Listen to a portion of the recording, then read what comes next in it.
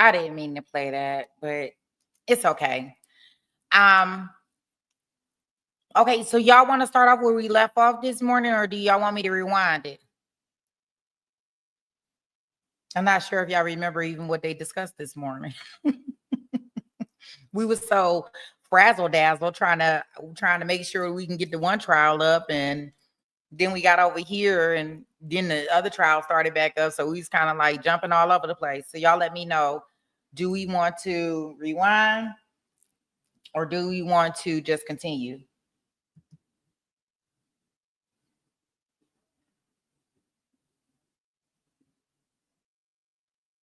And I do not know how to do a poll. So put a 1 in the chat for rewind, 2 in the chat for continue.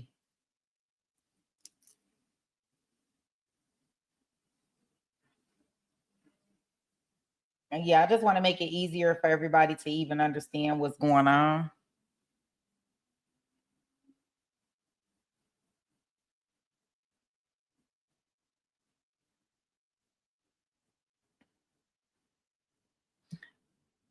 Baka, what would you like to do? You want me to continue where we were at? Okay, you don't know because we have people too. Baka said, well, I guess it can't be that. Well, how much is it? Let me see. It don't look like it's that much. Look, it don't look like it's that much. It don't look like that's that much. So we'll just start up from the beginning because it's only like 5 minutes. Okay.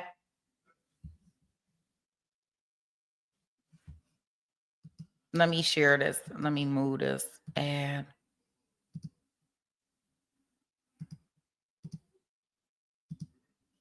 yeah, it's only like 5 or 6 minutes. I thought it was way longer than that. That we had did, but we hadn't gotten to nothing of it, really, to be honest.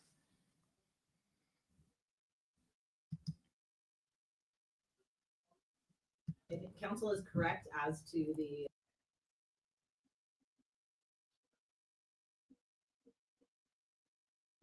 Mr. Ali and Mr. Leary is present with Mrs. Ali and representing Mrs. Ali. Yesterday afternoon, after the conclusion of the to the parties draft instructions and explained kind of how I put those together. I would just indicate in case there's any questions, the copies I gave to the parties were double-sided. The original instructions will not be double-sided.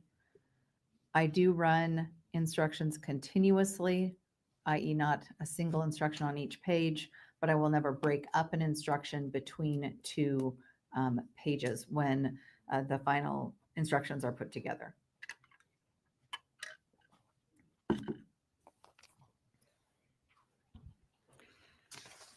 As to, and as I refer to numbers, I am referring, of course, just to draft instructions, but I'm not going to repeat the word draft over and over again. So as to instructions 1 through 3, any issues with those? And I don't know if Ms. Stone or Ms. Zoe are going to be dealing with issues related to jury instructions. I will. I'm sorry. May I remain seated while we have this conversation? Of course. Thank you. No issues. What's 1 through 3? All right, Mr. Katie. No issues, Your Honor. Mr. Leary. No exception. All right. Number 4. The state and Mr. Kading submitted the same instruction. Mr. Leary submitted an instruction that has bracketed information from the WIPIC, which includes what is often referred to as the abiding belief language, the last sentence. And I have that bolded in the instructions so that it would be clear that that was the issue that I would be addressing.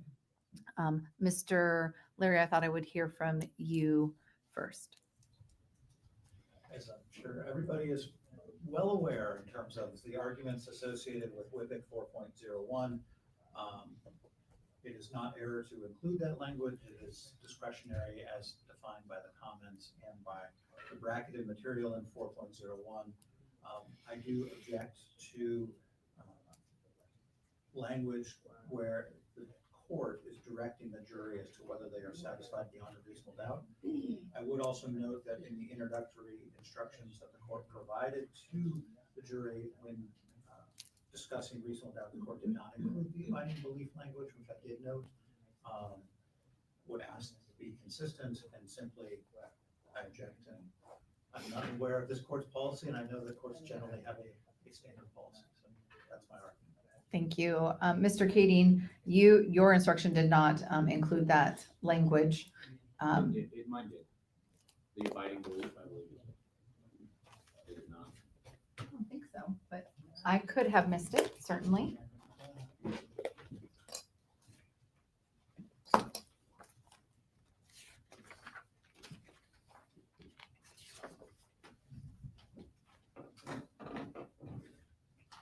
I'm looking at your initial instruction, and you included the abiding, so you want the abiding belief. I don't Language. object to it. I mean, Okay, because that's what was in your proposed instruction. Yes, so that's, and I apologize if I wasn't clear. You did propose that language. Right. Yes, all right. And that's why I indicated on the draft instructions that it was only Mrs. Ollie's instruction that had that language. Ms. Stone? Thank you, Your Honor. Your Honor, I think counsel is correct as to the law regarding the abiding belief language. That is discretionary for the court. Obviously, the state would note that that language is regularly given. It is appropriate to give that language. The state's position consistently has been, when we are talking about reasonable doubt, that is not a objective measurement that the jury can look at information and say it's this percentage. There's no numerical value. And while we talk about it regularly as attorneys, especially as criminal attorneys in the course of the law, that has become, I would argue, a very, we have much more familiarity to it. The first time that most jurors hear that as a measurement for deciding a case is during the course of the actual case when they're on jury duty. So they don't have that same familiarity. The state's position is and will remain that by giving essentially the opposite side of that coin, that helps the jury decide what otherwise could be I don't want to say amorphous, but a oftentimes difficult standard to apply with any level of certainty. So by giving them the opposite of of reasonable doubt with abiding belief, that is the opposite side of that coin, that helps give them another means for discussing with each other if they have a reasonable doubt. I would ask the court to provide that as additional definition for them to help them make that consideration. It is appropriate, it is not error, and I think it is helpful to the jury. Thank you. Anything further, Mr. Leary? All right. First of all, Mr. Leary raised the issue as to when I gave my opening information to the prospective jurors, to the entire panel, I give them, what I tell them is a definition of reasonable doubt. And Mr. Leary is correct. I did not read the abiding belief language, and I don't ever include the abiding belief language when I give that just general definition to a jury. These are the jury instructions, which are different than the court giving a jury a general idea of how reasonable doubt is defined. And I would posit that no one will remember, first of all, exactly what I said at the time of those instructions. But the reason I don't give the abiding belief language is that I don't want someone who is a defendant to feel that they cannot suggest that if I give it, that means it will be in the final instructions. I want both sides to have an opportunity to argue that to the court. And so I don't want to read that on the off chance that someone would remember that they heard it differently. That's why I don't include it. It allows both sides the opportunity to argue to the court at the time of instructions whether or not I should include the abiding belief language. And I don't like to have a policy as it relates to jury instructions. as it relates to how I give jury instructions, I don't think that's appropriate. I think the court has to decide every time what are going to be the appropriate instructions in this matter. I find, and as the lawyers have properly indicated, if the court includes the abiding belief language, according to our pattern instructions, that's appropriate language and consistent with the law. If the court did not give the abiding belief language, that is also an appropriate instruction and consistent with the law. I am persuaded that it is appropriate, and I will include the abiding belief language in instruction 4.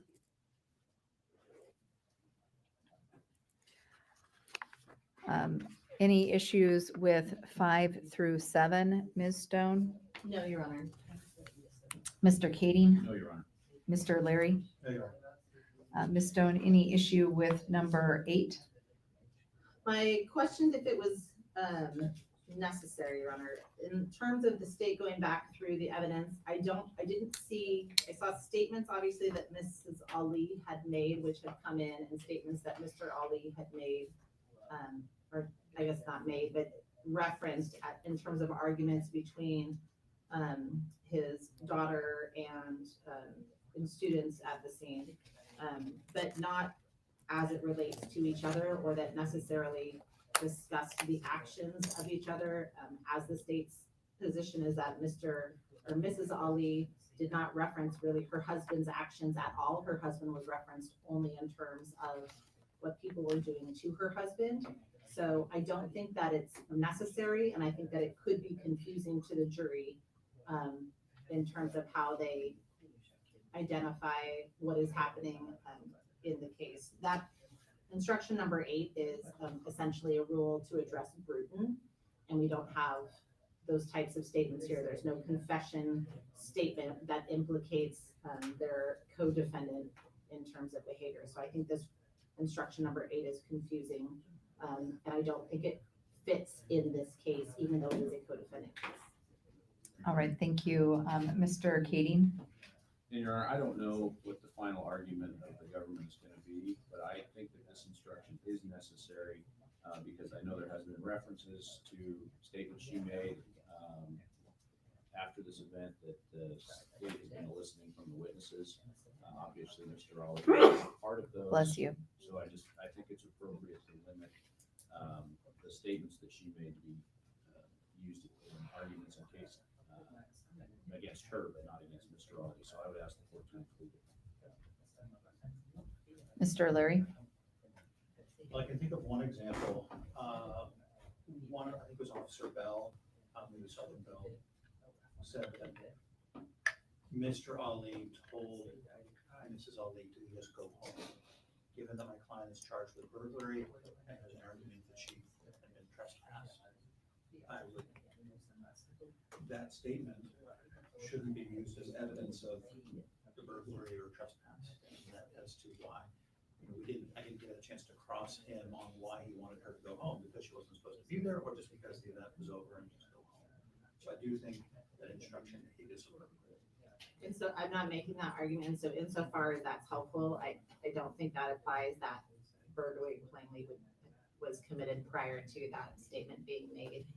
So I understand that concern. That's not an argument the state's making or would make, and I don't think that makes that instruction applicable. Yes.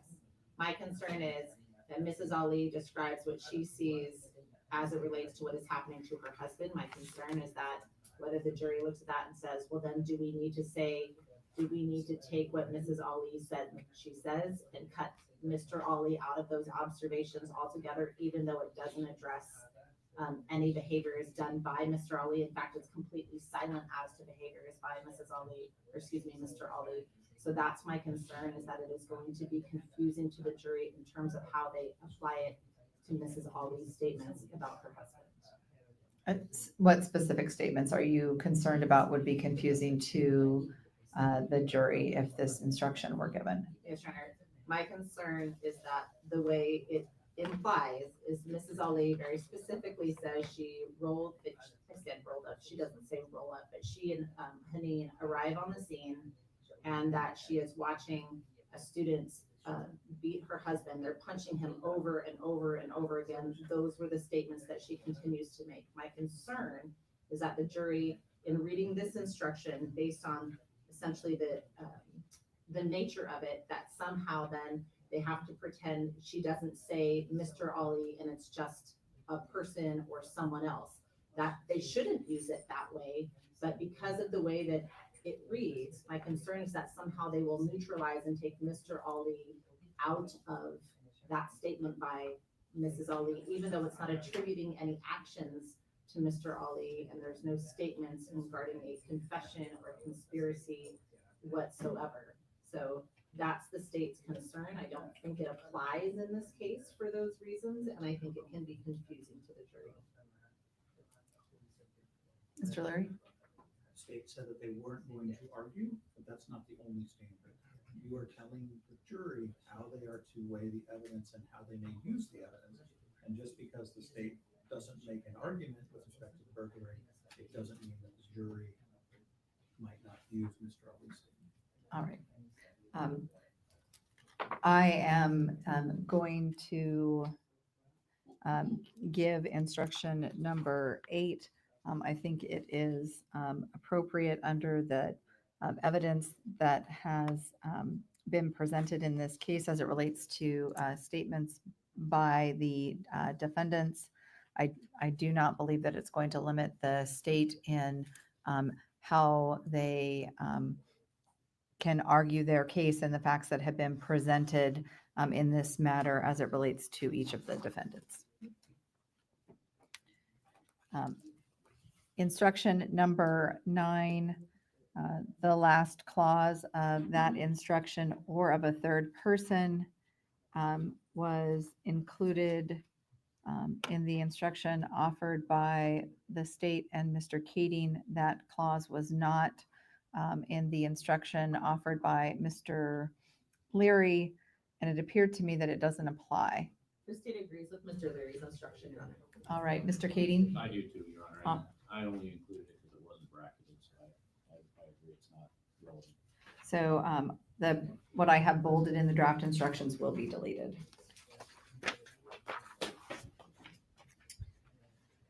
All right, Ms. Stone, any issues with 10 through 12?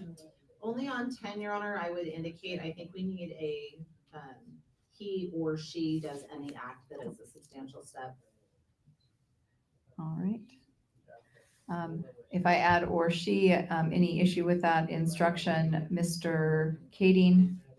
No, Your Mr. Leary? Honor. No, Your Honor. All right, and I didn't ask you, any issues with 11 or 12, Mr. Kading? No, Your Honor. Mr. Leary? No, Your All Honor. right.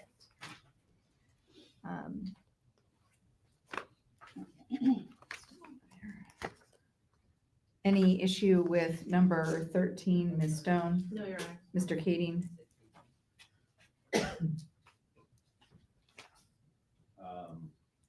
No. Mr. Leary? Yes. All right. So I guess at the outset, as evidenced by the pretrial brief and representations, the state had previously indicated, despite what was in the amended information, that they were not proceeding on an accomplice liability on the murder. I reached out to the state after I saw the draft instructions to say, had that position changed? Or was this included in error? And they indicated that they did intend to offer this with respect to the attempted murder. And the specific explanation was based on Ms. Wagner's statement as to the actions of my client in terms of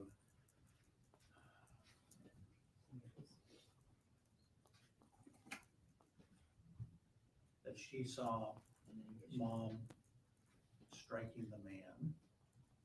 And so her testimony was different from that, but regardless, I don't believe that there is, so I just want to be clear that the accomplice liability applies to the attempted murder. Is that correct from the state Yes. perspective? And only the attempted murder. So operating from that, so No, I mean, she's charged as a principal or accomplice several times. If we're talking about the attempted murder, which I understood the question was, then yes, it applies to the attempted murder, and she has been charged that way consistently. I think that there are two theories that the jury could apply it on, either as a principal or as an accomplice, but both of those are available to the state. And while we did discuss very much earlier on in the case, a different scenario that much later in the case, as we talked about it, Mrs. Wagner's information is different. And I think the testimony at trial is consistent with the charging, and the state intends to argue that as well. I think there's two theories that the jury could find that on, based on the testimony that has come out at trial. I think we're on the same page. I wanted to be sure that I was only talking the accomplice theory, in addition to the intentional theory on the murder two, is the only, the count of attempted murder is the only account where the state is proffering an accomplice, not the assault two or the unlawful assistant. Is that correct, or am I incorrect? I think counsel is incorrect. I think that Okay. both of those apply. I think the stronger argument, certainly for both of them, for the state is the principal, but I think the accomplice liability applies for both. The state would be arguing both of those as charged. Okay, that's helpful. Thank you. So the question then becomes, in the instruction, is there sufficient evidence for the jury to consider my client as an accomplice? And I will start with the attempted murder too.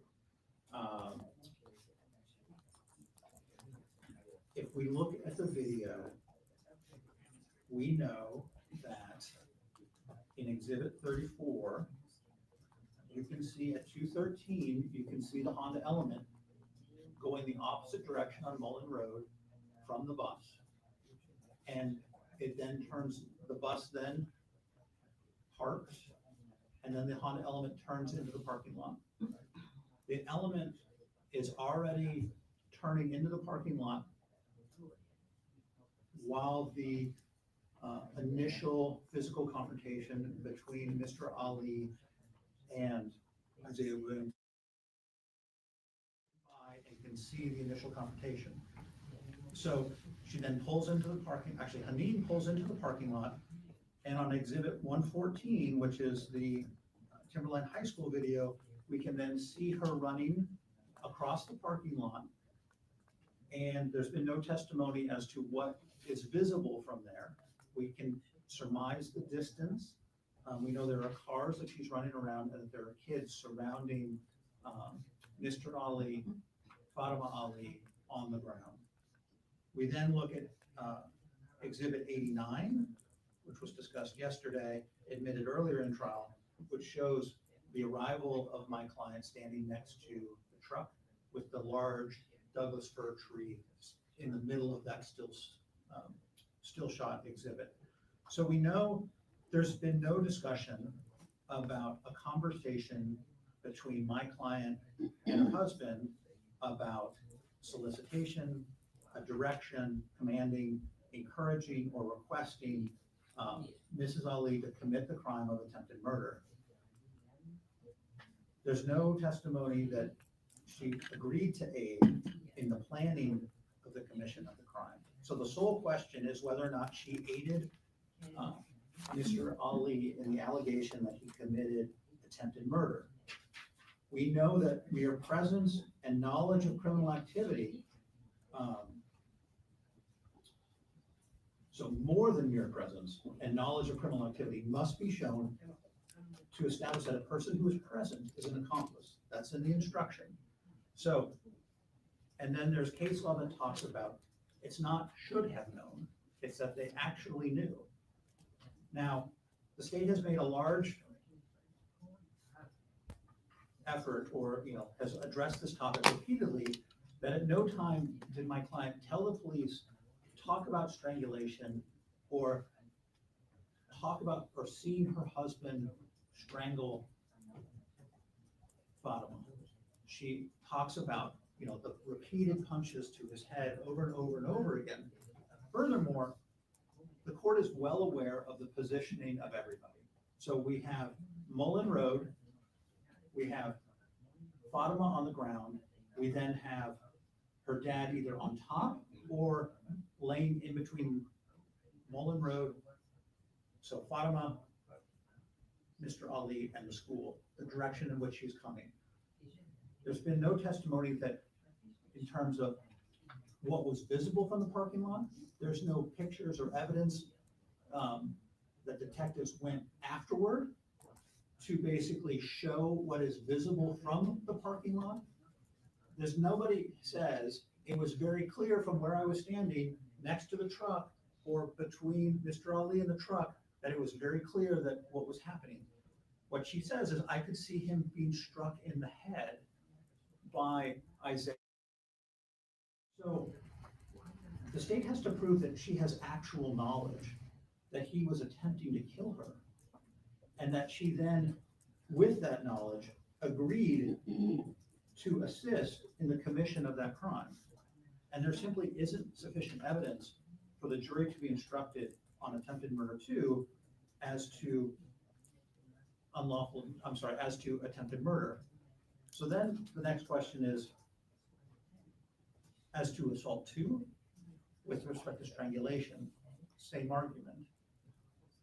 You know, she comes up, and we know from Mr. Wagner's arrival, he comes from one side where he can actually see Fatima, intervenes, and his testimony is Dad immediately, you know, he removed Dad's arm with some force, but there really wasn't much of a struggle. And he basically was able to immediately stop Mr. Ali and the actions of Mr. Ali. So then we go to the unlawful imprisonment. Now, the court noted yesterday in the halftime motion that strangulation isn't a part of reasonable parenting. But we have to look at it, again, from the eyes of my client. She comes to, she sees, presumably, we don't actually even have testimony that she did see, or could see, or made eye contact, but there's an argument, circumstantially, that she was able to see her husband and able to see her daughter as they passed by the bus stop on Mullen Road. And in the video, 34, there is nothing that's happening at that point. There's been no physical struggle, there's no punches, there's no strangulation.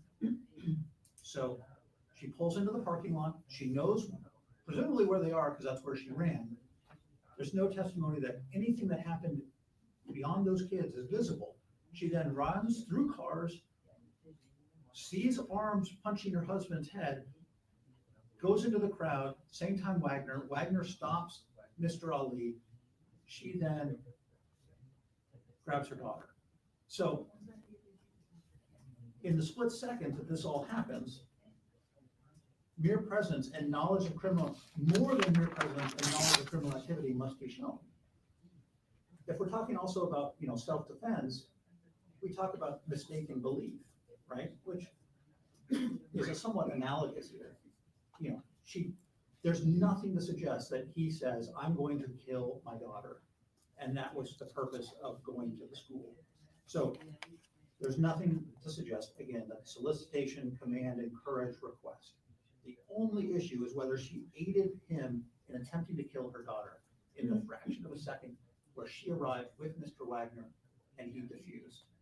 There isn't a basis for accomplice liability. Now, the state is also arguing, and I'm not arguing for a halftime motion, as that the actions of my client as she's holding her daughter, you know, the state is alleging assault 2 for that and unlawful imprisonment. And I'm prepared to argue to the jury against that, but to say that she is an accomplice to what happened before she arrived and in the fraction of a second that she's there, I think is an abuse of the accomplice liability statute and legal theory.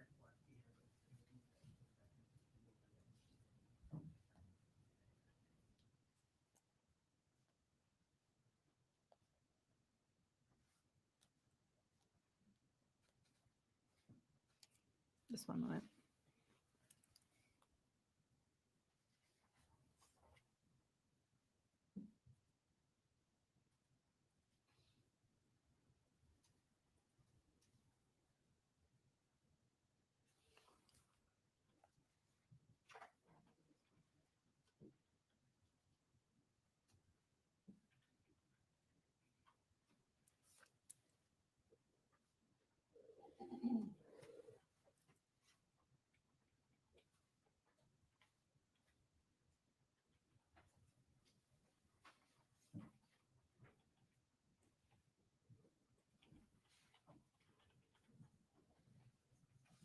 All right. Ms. Stone? Thank you, Your Honor. Your Honor, counsel in his argument says that she sees her husband being punched repeatedly. We saw that from the arguments, or not, excuse me, the arguments, the body cam video of Mrs. Ali's statements that she sees her husband being punched repeatedly over and over and over again. She in fact demonstrates that to Officer Chavez over and over and over again. Those punches can only be happening while her husband is strangling her daughter. Josh Wagner, who quite plainly gets there after Mrs. Ali, that is on video. That was also what Mr. Leary just indicated in his argument, because that's consistent with the video. Mrs. Ali arrives not long before Josh Wagner, but just before Josh Wagner. Josh Wagner, who knows none of these individuals from Adam, immediately says, as he's walking up, he can see that this man is strangling a young girl. Initially, as he is stopping his vehicle, he believes it is a car, or excuse me, a group of kids fighting another kid. He says as soon as he's out, he can see that it is a man strangling a child. Mrs. Ali arrives at that scene just prior to Josh Wagner, not long prior, but just prior. And instead, she, who knows both of the parties, she obviously knows where she's going to get to that bus stop in the first place. So she has communicated with her husband in some way. That is the state's argument, because otherwise she has no way to know to go to the bus stop from where she is sitting, even by Mr. Leary's own argument, out in the parking lot, if that communication has not happened. So of all the people there, even if she knew none of that, she knows who those individuals are. And so everybody there who doesn't know anyone else from Adam clearly sees and testifies immediately that they can see a grown man strangling a child. Mrs. Ali arrives on scene, and instead of assisting her child, immediately starts pulling and striking the children that are there to get them away from her husband. And all of her concern is about her husband.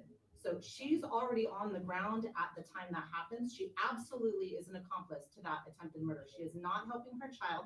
Counsel can make the argument that he doesn't believe the accomplice liability theory applies, or that the state has not met that burden. But all inferences should go in favor of the state, all of those reasonable inferences, and it should be provided to the jury to make that assessment themselves. Certainly, she is more than simply on scene and present. That application actually, in this case, would apply, I would argue, to the kids who are videotaping, to the people who are watching and don't know what to do, not Mrs. Ali, who immediately jumps in, inserts herself, and is not there to assist her child. It does not appear based on the testimony that we have received. So the accomplice liability absolutely is appropriate for that, for the unlawful imprisonment as well, because then immediately upon being released, despite all the information to the contrary from the spectators, she immediately goes into choking her child as well as restraining her child while her child is trying to get away from her, in exactly what everybody else says they saw, and that she was there at the same time to see. Everybody identifies that after Josh Wagner does whatever Josh Wagner does to restrain Mr. Ali and have Fatima released from Mr. Ali, all of the striking stops. That is consistent with the video. So if Mrs. Ali is there to see repeated strikes over and over and over again, then she is also there when that strangling is happening of her child, and she knows those parties better than anyone else. So the accomplice liability absolutely should be given in that case. Mr. Lurie, anything further? I'll leave it up to the court. I think I would encourage the court to go back and watch the short clip in 34, where you see the arrival of Mr. Wagner and you see the arrival of my client. If you have questions as to the representation of the parties, as to what my client did and what appeared to be visible to her. All right.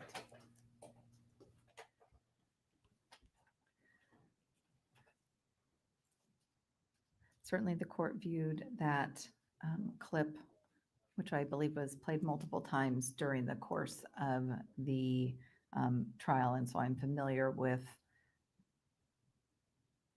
what I saw during the course of the many playing of that video. And I would posit that I saw more and more as I watched it time and again, based upon the questions that were being asked of any particular witness who was viewing that footage. Certainly as it relates the information, which is not ultimately controlling as it relates to the jury instructions. It's whether or not there has been evidence presented if with inferences, with reasonable inferences to the state, whether or not an instruction would be given, even regardless of how the charge, how the matter is charged within the information.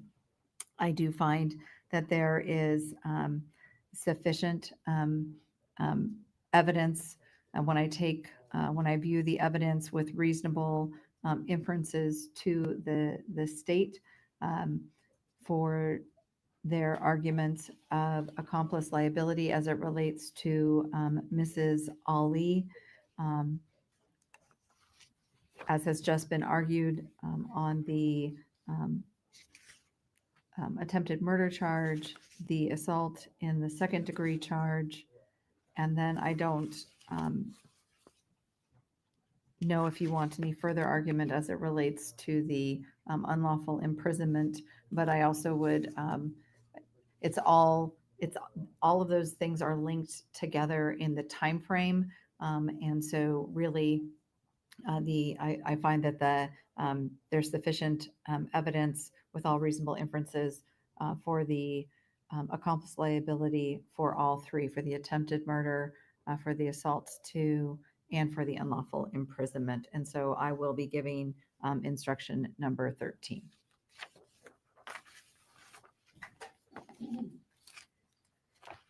On number 14, the WIPIC indicates that when there is an attempt, that there needs to be an elements instruction separately delineating the elements of the crime. The state proposed number 14. When I viewed that, it appeared to me that the last two paragraphs in the proposed instruction are not appropriate because only the elements, by my reading of WIPIC 100.02, should be included in that instruction. So, Ms. Stone? No objection to that, Your Honor. State agrees with that deletion. I would also ask, essentially, anywhere it says FIA at this point, we just, based on the way the testimony came out, that we just change it to the name Fatima Ali, and date of birth obviously isn't even needed, excuse me. And And so, that will be throughout the instructions. all right. Mr. Kading, as to instruction 14 with the suggestion that the last two paragraphs be deleted. Up in the first paragraph, it still says the elements would need to be proven beyond a reasonable doubt. So that is still part of the instruction. Correct, and I agree with the court's analysis on that. All right, Mr. Larry? I agree with the deletion of the last two paragraphs. I have no objection to using Fatima Ali. I would object to the inclusion of her birthday because I think it's a common on the evidence to establish her age. No, I said not to include it. Oh, so if the court didn't go with your suggestion, I would have an objection. And then with respect to element 1 and 2, it says a defendant. I would ask that it say the defendant. My concern is that if they were to convict one defendant, it would necessarily result in the conviction of the other.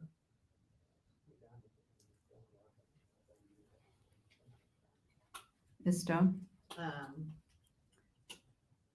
don't think I have an objection to that. All right.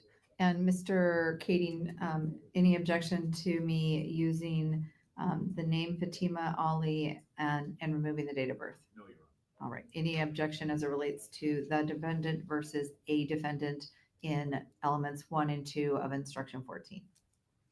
No. All right.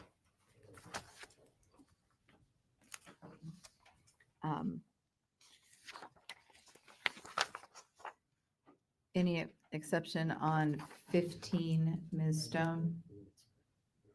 Yeah, I think it needs the principal or accomplice language in element 1, that the defendant, that on or about October 18th, 2024, the defendant, and then I think it should be inserted, comma, as a principal or as an accomplice comma, and then did an act that was a substantial step. So I think that language needs to be inserted in there. All right. And this was your proposed instruction? It was, yes, Your Honor, it just got left off. All right. And so just so that I have what your proposal is in full, after the word defendant, as a principal or as a accomplice? Yes, Your Honor, both of those set within commas. Okay. Mr. Kading? Now I'm confused. So are they alleging that the defendant, Mr. Ali, was an accomplice to his wife's actions? It's 'Cause this charged, is I his think instruction, right? it is his instruction. I think that it is charged that way. I think that the state is alleging it at, not I think, the state is alleging it as a principal, but I also don't want the jury to get confused when they are listening to Mrs. Ali's, that somehow they have to decide that one person is something more than the other person. And I think that that language is appropriate in that, because it is irrelevant in terms of if they believe, if for some reason they believe that he is an accomplice over a principal based on the information, I don't want them to get tied up in that language. So that is an appropriate statement, and the state is arguing primarily that he is a principal, but that there is a concert of action between the two of them at the time these events are going on. Mr. Kading? And Your Honor, I don't know, based on what we've seen, how his actions, which were his own, he then is laid flat on the ground, not moving. If there's an allegation then that she did something, I don't know how he's an accomplice to what she's doing. Similar to what Mr. Leary was arguing, except my client being there and prostrate on the ground certainly has nothing to do with what's going on with Miss Ali behind him. All right. Anything further, Ms. Stone? No, Your Honor. All right. I am not going to, in Mr. Ali's instruction, include the language as a principal or as an accomplice, even giving all reasonable inferences to the state on the evidence that was presented during the course of the trial.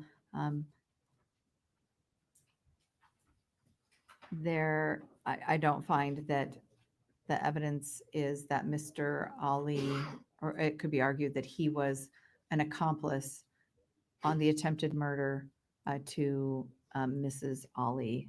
And so I'm going to leave it as was set forth in instruction number 15.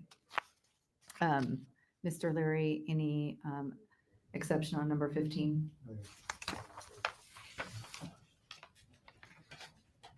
All right, then we are at number 16. Just a moment.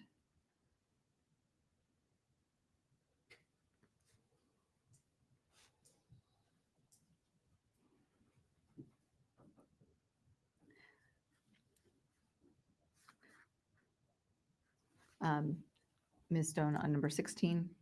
Yes, Your Honor, element one, same request of the state included the defendant, comma, as a principal or as an accomplice, comma, and then did an act that was a substantial step. All right. Mr. Kading? No objection to that. Mr. Leary?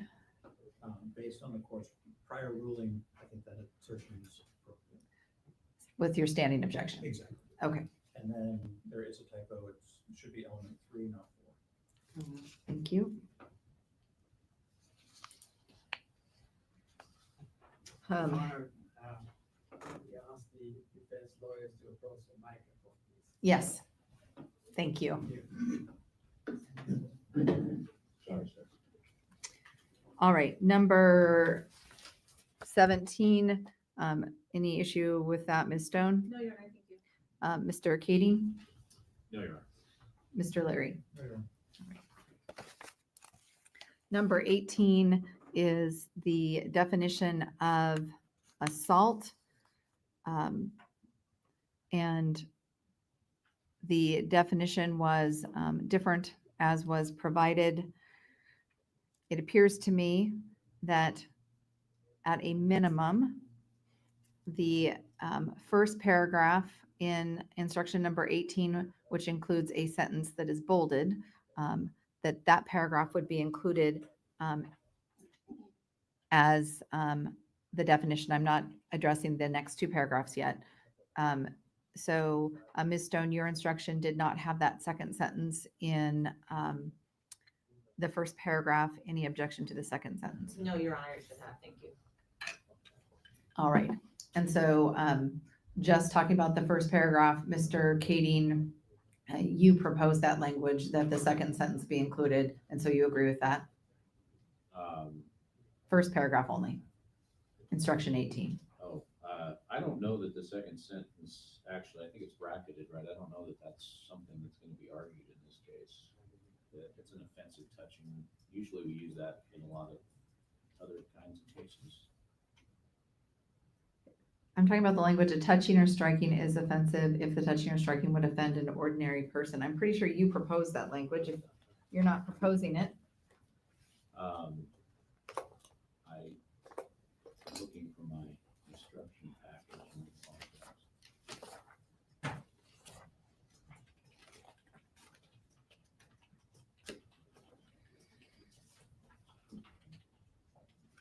Oh, that's not true. Okay. You did not propose that language. Okay. You proposed just through the end of the first sentence and then nothing further. Apologize for that.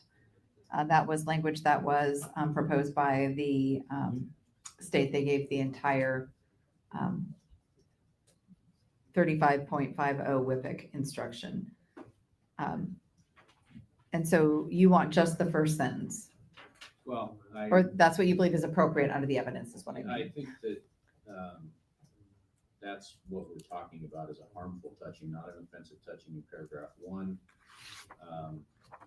Their allegation is that there was actual bodily injury. So paragraph 2 talks, can I move on to paragraph 2? I'm sorry. No, we're just talking about paragraph 1. I don't think there was any offensive touching in this case.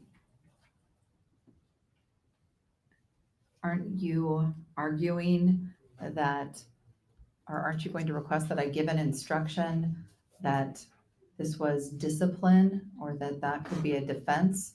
And so isn't whether or not the touching is offensive associated with, isn't that an argument related to your request that it was a defense? Now that you mentioned that on the assault 4 would be an appropriate definition.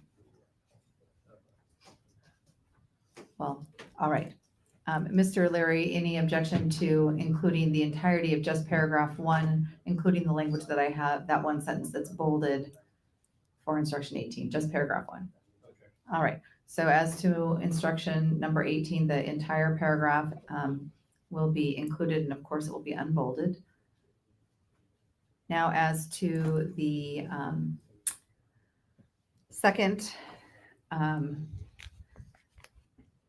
paragraph is to be given in cases involving an attempt to inflict bodily injury, but not resulting in battery.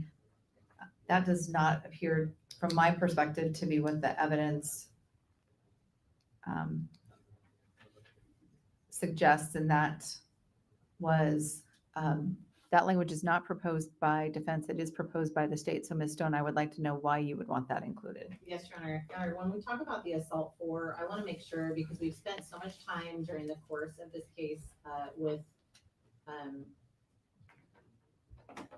Fatima, that all of these injuries have occurred. So when we're talking about the assault, those additional paragraph instructions make it very clear that when the jury then moves to look at the injuries to Isaiah, try and decide what level of injuries, if they're sufficient, if there's in fact injuries, those two follow-on instructions make it very clear that for the purpose of assault 4, no bodily injury is required. The state does not have to prove that bodily injury exists. And that helps clarify that for the jury, because like I said, we spent a ton of time talking about the nature of the injuries to Fatima. And there is obviously a significant distinction between those two. I would also indicate that Mr. Keating introduced photos that certainly look different, I think, from the states, or maybe arguably look different from the states. And I don't want the jury to get caught up in whether, well, we can't really see them here, or we don't see any, so it says that it's harmful, and we don't know that there's an injury, so therefore this assault 4 didn't occur. Those 2 additional paragraphs make it very clear that the state does not have to prove that, and that is not the definition of assault. If there is no injury that is required in that case. And so I am asking that those be provided. It helps the state more fully argue that, and I think it is helpful to the jury in making that decision. Mr. Keating? Well, again, I mean, we have video of a punch. It seems to me that that's covered by number 1, paragraph 1. Mr. Larry? I would object to the last 2 paragraphs. My concern is the confusion as to, the state wants this for purposes of the assault 4, which doesn't come up until instruction 39. And looking at the 2 convict of 39 is they have to find that on or about October 18, 2024, the defendant assaulted Isaiah Williams. All they have to prove is an assault of Isaiah Williams in the paragraph defines assault as an intentional touching or striking of another person that is harmful or offensive. And so I think they certainly have the room to argue their theory as to why that has been committed. And my concern is that the inclusion of paragraph 2 and 3 will be detrimental and confusing to my client who is not charged with a misdemeanor assault 4. Ms. Dunn? I'm confused, I suppose, I'm confused as how that would be detrimental. Arguing the law as it applies to the facts in the case would be detrimental to a defendant. Paragraphs 2 and 3 are the law of the assault. It is a definition for assault. It is clarifying information for the jury, and so it is confusing to the state how providing a correct statement of the laws, especially as it relates to assisting them for Isaiah, detrimental to Mrs. Ali when there is a clear standard for Mrs. Ali as to the nature of the injuries that have to occur, or the intent for those types of injuries to occur, whereas assault 4 is relatively silent about that. So that argument doesn't make sense to the state in terms of how it becomes more detrimental at all, let alone be more helpful to the jury. All right. As to the 3rd paragraph, I am not going to include the 3rd paragraph. That is the language, an assault is also an act done with the intent to create in another apprehension and fear of bodily injury, and which in fact creates in another a reasonable apprehension and imminent fear of bodily injury, even though the actor did not actually intend to inflict bodily injury. No inference from any of the evidence in this case relates to that portion of the definition of assault. And the WIPIC 35.50 indicates that the 3rd bracketed definition should be used if there is evidence that the actor's intent was not to inflict bodily injury, but only to create the apprehension or fear of bodily injury. And the evidence that has been presented in the light most favorable to the state is the 1st paragraph definition of assault, that it's an intentional touching or striking. And that is the evidence that has been presented, not that there was apprehension or fear with no actual physical contact. So I'm not including 3.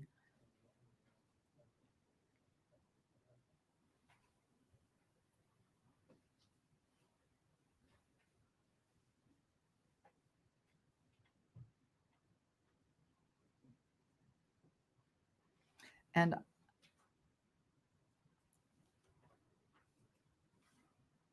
I am not going to include paragraph 2 either. The WIPIC indicates that that paragraph, which indicates an assault is also an act done with intent to inflict bodily injury upon another, tending but failing to accomplish it, and accompanied with apparent present ability to inflict the bodily injury if not prevented. It is not necessary that bodily injury be inflicted. As it relates to the assault 4, there is no burden on the state to address bodily injury. It's whether or not there is, I want to get to the language.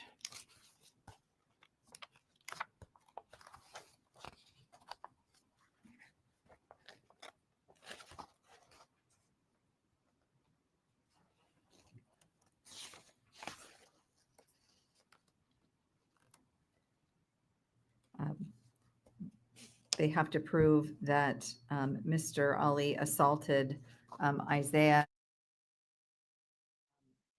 defined as an intentional touching or striking of another person that is harmful or offensive. And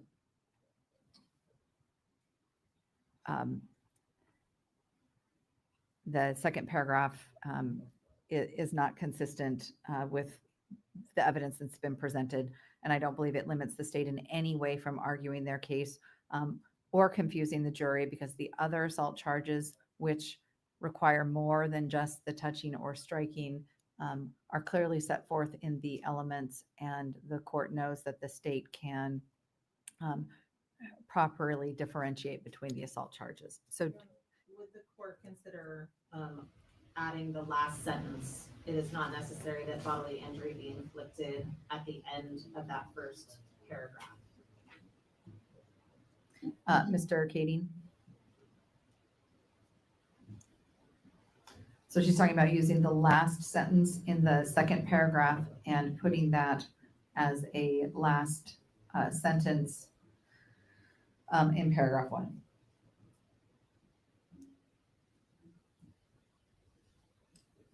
I don't object to that. Mr. Larry? I do object. My concern is just, my client's not charged with misdemeanor assault, and my concern is that it runs contrary to what the state has to prove for assault 2. I understand that there are individual instructions laying out the elements of assault 2, but we're then providing them with a definition that is in conflict with that, with respect to the specific. I mean, I think it gets, I would just want this to be clear that we are talking about an allegation of the assault 4, and that's what that sentence applies to. All right. To ensure, I am not going to include that sentence. I understand why the state is seeking that. Again, as it relates to the charge of assault in the 4th degree, the state's burden is to prove that there was an assault, which is the intentional touching or striking that is harmful or offensive. I do not believe that the jury is going to be confused as they go through this process and apply that definition to the different levels of assault that are alleged in this case. And I believe it actually would be a misstatement if I added that sentence to the first paragraph. I think it could be construed as a misstatement of the law by putting it together like that. All right, instruction 19. Any issues with that instruction, Ms. Stone? No, Your Honor. Mr. Kading? No, Your Honor. Mr. Larry? No, Your Honor. Number 20. Just changing Miss Ali's name in element. Oh, thank you. Yes. With that change, removing the date of birth and putting in the name, any issue with number 20, Mr. Kading? No, Your Honor. Mr. Larry? No, Your Honor.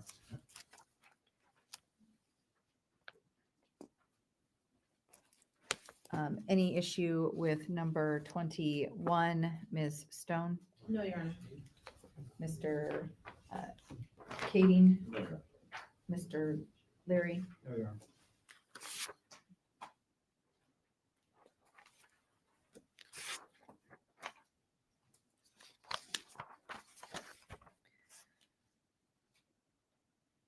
All right, instruction, as I indicated yesterday, I have instruction number 22, which was proposed by Mr. Kading. He then proposed another instruction yesterday that I did actually add into my draft instructions, but it was after I had sent it to my judicial assistant to print these. And so I had not wanted to reprint everything and renumber everything. But the other instruction that was presented, the difference is that for the lesser included, it was assault in the second degree or assault in the third degree. And as I go through the instructions, if I give those as lesser included offenses, I would include that language in what is currently instruction number 22. So I hear argument as it relates to the request for the lesser included offenses. Ms. Stone? Sorry, just to clarify, are you asking for the substantive argument on the lesser included? Yes. First, okay. I think that the substantive argument on the lesser included for assault in the second degree is appropriate. I believe that would be Mr. Ali's 23A.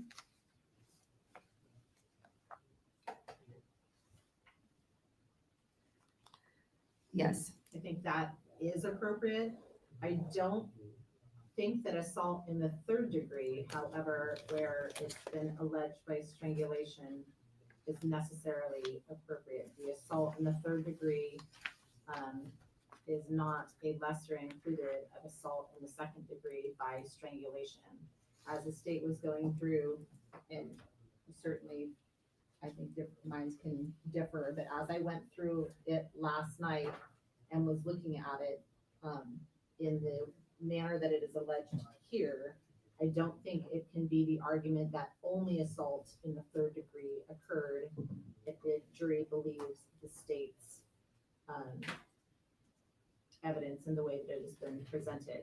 I think they could believe that assault in the third degree also occurred, but not that it only occurred in this case based on the argument that it is done as it relates to Mr. Ali by strangulation. So I don't think that assault in the third degree is appropriate in this case. Mr. Keating? And Your Honor, I think that third degree is appropriate in a case like this where clearly when you have kind of a mob of people and a attack from behind that was seen in this case from Isaiah and him having a struggle with his daughter. I think it's entirely possible that there may have been a lack of recklessness or intent, obviously, which could still leave us with, well, maybe he shouldn't have put himself in that position and it was a negligent act that caused the assault, which would have been, what happened after he was hit. And at that point, I think that an assault 3 instruction is appropriate if it goes towards culpability and mens rea, which in this case it clearly does. If he could have known what he was doing was wrong, but at that point he was aware of it, and maybe it shouldn't have been happening the way it happened, but it's hard to tell what any person would do under those circumstances. And I think that's kind of what the assault 3 definition gets into. What would a reasonable person faced with the exact situation, what would have happened? And I think that's where assault 3 comes in and covers it with a negligent act. So when I was looking at this issue, your proposed language is for the assault in the third degree with criminal negligence causes bodily harm to another person by means of a weapon or other instrument or thing likely to produce bodily harm. Clearly, there's no weapon that there's been any evidence of any weapon. I don't know. I didn't see any evidence of other instrument. Instrument is defined in the Oxford Dictionary as tool or implement. I did not see a tool or implement. And then it says, or thing, likely to produce bodily harm. And of course, other instrument and thing are not defined in the WIPIX, which is why I just looked up the definition of these terms in the dictionary. And thing is defined in the Oxford Dictionary as an object that one need not, cannot, or does not wish to give a specific name to. And so, I don't know if it's helpful. I apologize for interrupting the court, Your Honor. State versus Altman very specifically says that your arms and or hands do not constitute an instrument or a thing that is actually out of Thurston County. And so insofar as that is the concern, whether arms or hands would constitute that or meet that definition, they do not. So as it well, just let me stop you there. That's what I was getting at and asking Mr. Kading as to why he believes that this instruction would apply under the facts, because you did not argue that initially when. I did not. I apologize, Your Honor. Take a look and see, hang on just a second. Okay, I may have included a paragraph in here. There's a paragraph that says, with criminal negligence causes bodily harm accompanied by substantial pain that extends for a period of sufficient to cause considerable suffering. And I think I did include that. And I may have incorrectly put in the weapon or other instrument language. And I would agree, there is no weapon or other instrument. So your proposed instruction did specifically say by means of a weapon or other instrument or thing likely to produce. And so that is in what I have is, that was on the 1 page, Right. separate sheet instruction A. So now you are indicating that, what are you indicating your proposed language is then? It would be a person commits the crime of assault in the 3rd degree when he with criminal negligence causes bodily harm to another person with accompanied by substantial pain that extends for a period sufficient to cause considerable suffering. And it appears that that would be consistent with what the medical records show. If we consider, I guess it depends on what a period sufficient to cause suffering is, and if it's 3 days, then, or 4 days that are noted in this case, then I think that would be a breach. And I do have an unpublished case that I think addresses that, Your Honor. Again, obviously it's unpublished, and so if that's helpful to the court, it's State versus Brown. The state's reference is Lexus, so I apologize to the court, but it's 28. Well, I can print it and provide it to the court. But the file number is, oh, it looks like there's a Westlaw reference too, excuse me. 2018 Westlaw 4959959. And the request, that was a assault in the 2nd degree case by strangulation. The proposed request for the lesser included was with criminal negligence causes bodily harm accompanied by substantial pain that extends for a period sufficient to cause considerable suffering. So what Mr. Kading has offered here, and that is that was a Division 1 case. And the court there said to be entitled to an inferior degree offense instruction on this type of 3rd degree assault, the evidence must affirmatively establish Brown did not strangle Guntow that caused her bodily harm resulting in substantial pain. The court went on to identify the evidence from witnesses who testified about the strangulation. And the court essentially said that the evidence does not show that Brown committed only the inferior degree offense of 3rd degree assault to the exclusion of the greater offense of 2nd degree assault.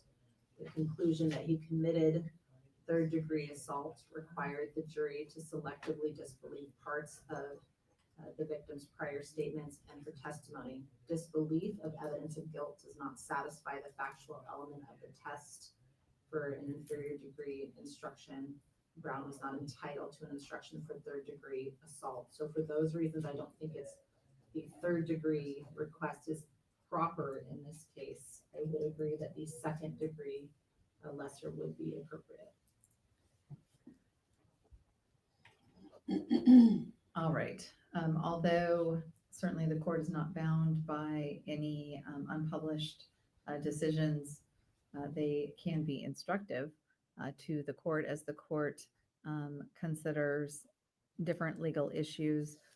I would like an opportunity to read this case so that I can see if it informs my decision in any way. And also I would want Mr. Kading to have an opportunity to look at that as well.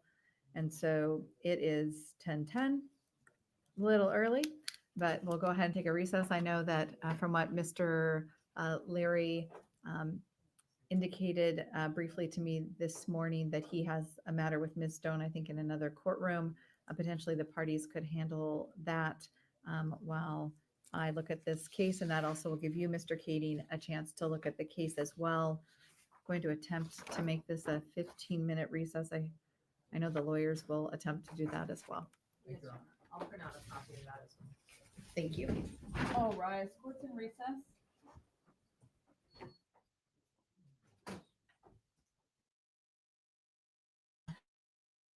Well, I guess the one thing about that, we don't have to worry about any of their breaks, right?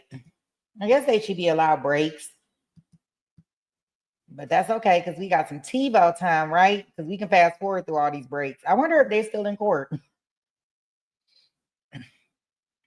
She might have kept them to 4:30. What y'all think? You say you love Zoom. Right?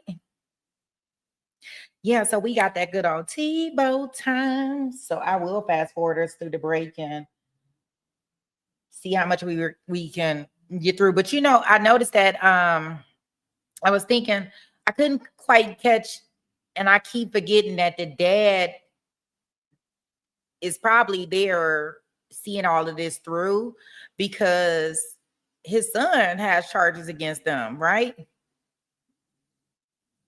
So he probably wants to be there right up front to kind of see how the charges are going to go. So, yeah. Yeah, we didn't watch this too long. The Jew's right. Yes, please help her. Look. Yeah, we've been watching this too long. He done grew on her. I'm done. I'm pretty sure his attitude and his disposition will be a complete turnoff.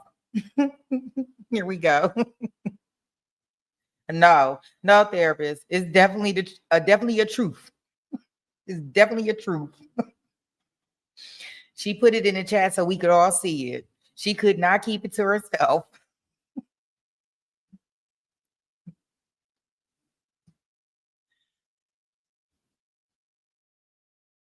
Coriel, 197 Washington 2nd, 397, a 2021 case by Judge Dixon from this court. I've read that now, and we'll hear any further argument. Mr. Kading, did you have an opportunity to review those? I did have an opportunity, Your Honor, and I must admit it's a little confusing given our situation here. But it appears to me that I may have erred in adding assault in the 3rd degree and should have added assault in the 4th degree. That's what it would appear would be a lesser degree of an intentional assault. So I'm going to propose that be 4th degree. So when you are making that argument, I think one of the distinctions that I want to hear about is these cases, both cases that were cited, discuss that the charge was assault in the 2nd degree.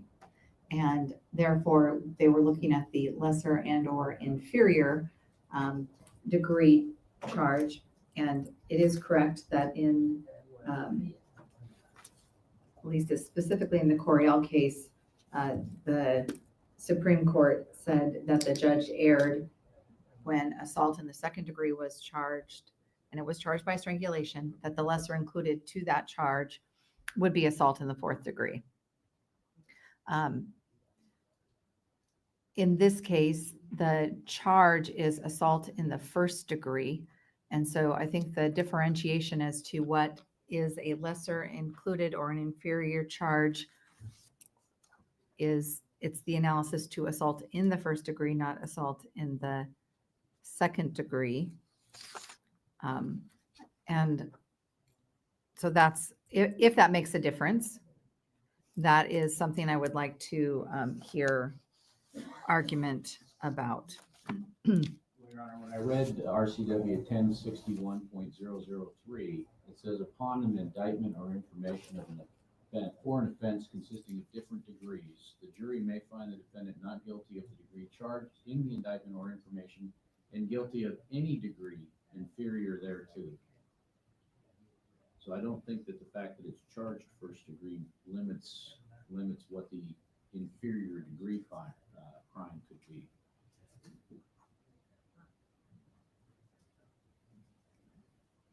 Then why wouldn't your assault in the third degree be a correct Well, lesser? we could include it as Under well. that theory. Well, I think that one of the issues has to do with the mens rea element. I mean, intentional is an element of first degree, second degree, and fourth degree, but not third degree, because that's a criminal negligence standard. And I note in these cases that were cited, there was no, in Coriel, there was a second degree to fourth degree, and third degree was not included. And I think that has to do with the allegation that it was an intentional act as opposed to a negligent act. So what, if I'm looking at Coriel and I have it printed on pages. So I'm on page 12 of what was printed for me. I don't know if you have a printed version. Yeah. At footnote 50, it says, in sum, we reaffirm that the factual requirement for giving a lesser or inferior degree instruction is that some evidence must be presented that affirmatively establishes the defendant's theory before an instruction will be given.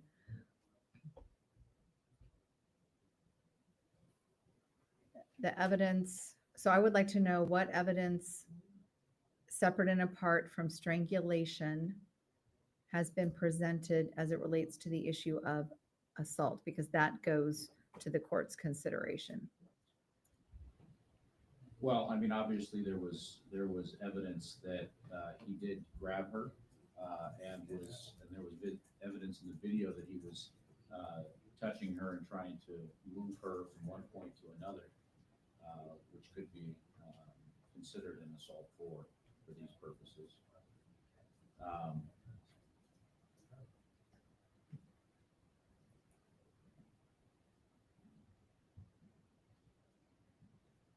And regarding the allegations of strangulation, I think again that's something that requires an intent, which I'm not sure has been fully developed in this case.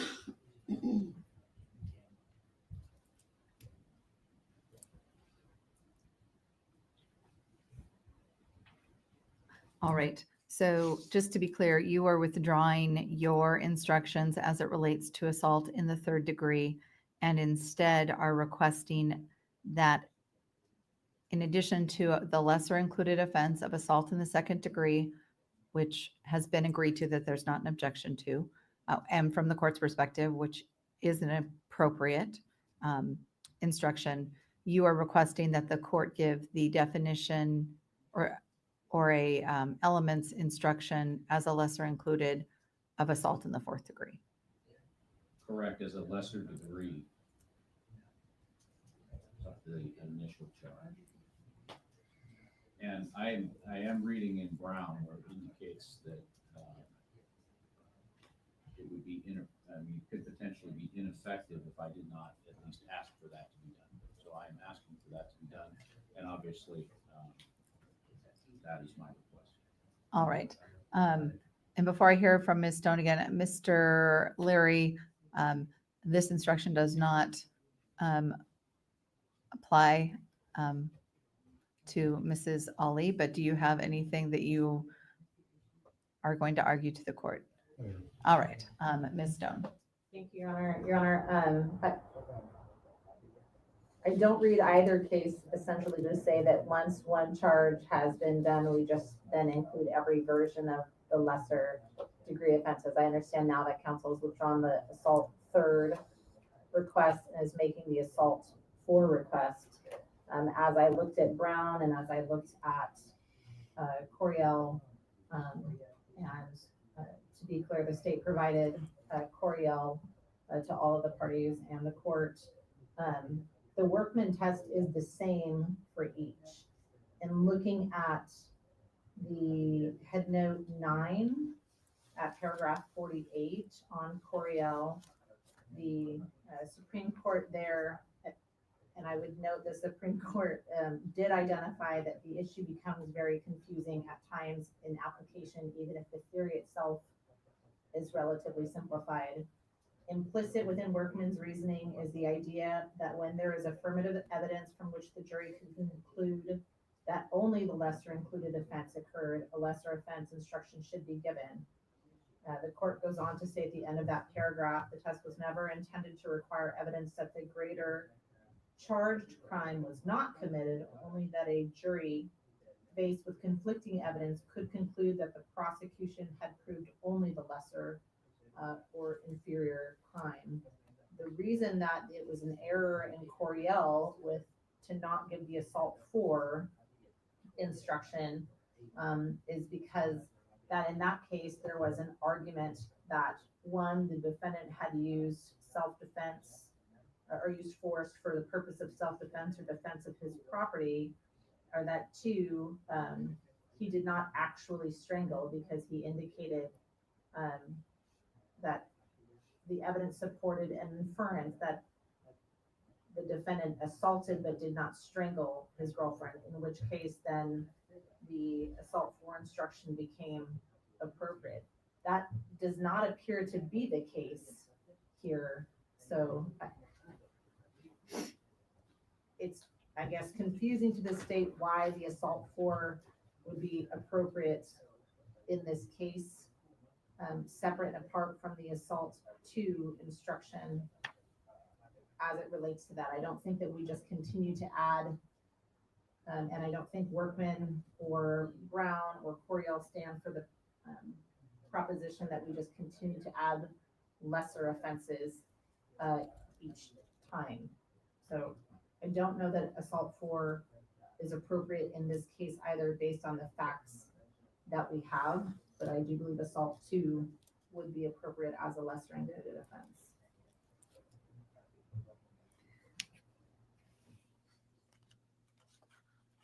I was looking also at paragraph 45, and just some of these statements that were made from the Workman line of cases.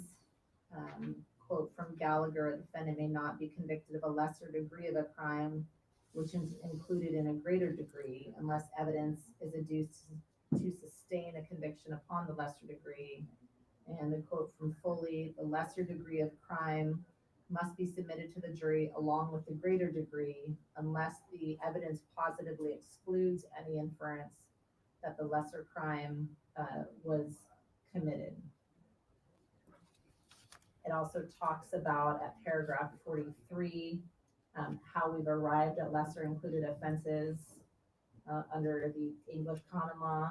So second sentence of that, the common law rule existed to aid the prosecution when the evidence introduced at trial failed to establish an element of the crime charged. So let's say you had theft in the second degree charged, and then at testimony, instead of it being $750, somebody only testified as to $500. In that case, it would be appropriate. And I don't think that that is what we have in this case. So I don't think those are appropriate in this case as to assault 3 and assault 4. All right, well, the assault 3 instructions have been withdrawn and will not be given. So the issue is whether or not an assault in the 4th degree is a lesser degree offense of assault in the first degree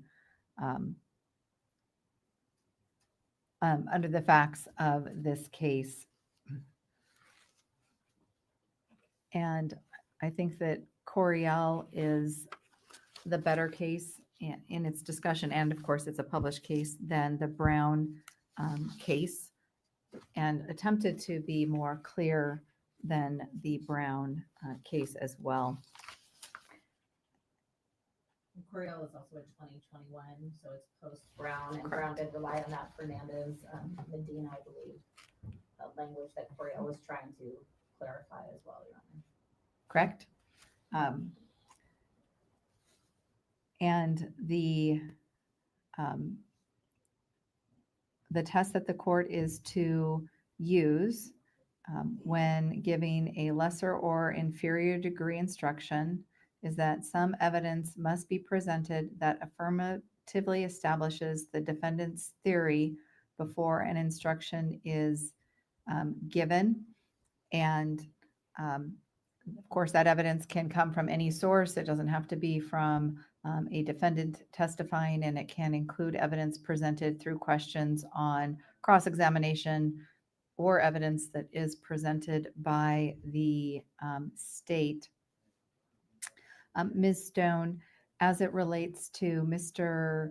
Kading's argument that there is affirmative evidence that would establish assault in the fourth degree, as it relates to what was on the video of Mr. Ali grabbing Fatima and then chasing after her. He had her when she was bent over and is grabbing her in some fashion prior to any evidence of strangulation. And that's what I heard Mr. Kading was basing his argument that is evidence that would affirmatively establish, I guess, the theory that this was an assault, potentially was an assault in the fourth degree instead of assault in the first degree. Well, I think for that to occur, that would have, for that argument to fit the case law as we have it, it would have to essentially account as two separate assaults, as it did in Coriel. Coriel case talked about there essentially being two assaults that were occurring instead of one ongoing. In this case, it's one ongoing assault. So I don't think you can argue that in the process of going to strangle someone, the second that you have grabbed them for the purpose of strangling them, then you are entitled to an assault force instruction, as if that is a separate incident from the entirety of the strangulation itself. And so I don't think that argument is consistent with the case law. If counsel is arguing that there is a separate assault, that essentially the first time his client grabs his daughter is the assault for, and that is an appropriate instruction for that incident itself as it's separate and apart, then I would agree with that assertion in terms of a lesser included offense, but that it did not apply to, in that case, the second grabbing of Fatima and taking her to the ground. I would not agree that the assault for applies based on that set of facts. Will you state that again? Yes, Your Honor. So when we are looking at the video, there is the initial contact with Fatima where he is, Mr. Ali is described as aggressively grabbing Fatima, and that is when Isaiah tries to defend Fatima and separate Mr. Ali from Fatima. As you see in the video, Fatima falls down and she's attempting to run away, and Mr. Ali turns and punches while Isaiah is then flying backwards. Mr. Ali goes after Fatima again and puts his hands on Fatima, and then they start to go to the ground, and that is where the strangulation occurs. If Mr. Kading's argument is that the assault for is appropriate based on that initial grabbing of Fatima where Isaiah, then I think that is appropriate. If that assault for request is based on the moment he puts his hands on his daughter to begin strangling her, that the strangulation has not yet happened, and that assault 4 is essentially the initial touching and it has not yet developed into the strangulation, then I don't think that is appropriate. When we're talking about Coriel, the facts in Coriel is that there were essentially 2 separate assaults that occurred, and the court said as it related to this other argument, the court could have determined that these markings on the victim's neck in that case came from something else and not as a result of the incident where the victim described being strangled, that there were essentially 2 separate. In our case, the state is arguing that this is a common scheme or plan and that there are not 2 separate incidents. If that is Mr. Kading's argument, then I would agree that he would have a an argument for assault in the 4th degree as a lesser included, if that initial contact is what he is referring to, but not if he is saying it is at the start of essentially the second contact, and therefore he's entitled to that, because certainly it goes well beyond that. He doesn't simply touch her and walk away from that. So I don't think assault 4 in that case is appropriate. Mr. Kading? I have no response or anything. All right.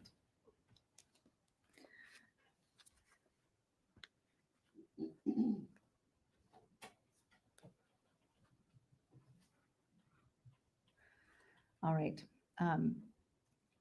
Based upon my reading of State versus Coriel, in that case, the Judge Dixon, who's pictured here in our courtroom,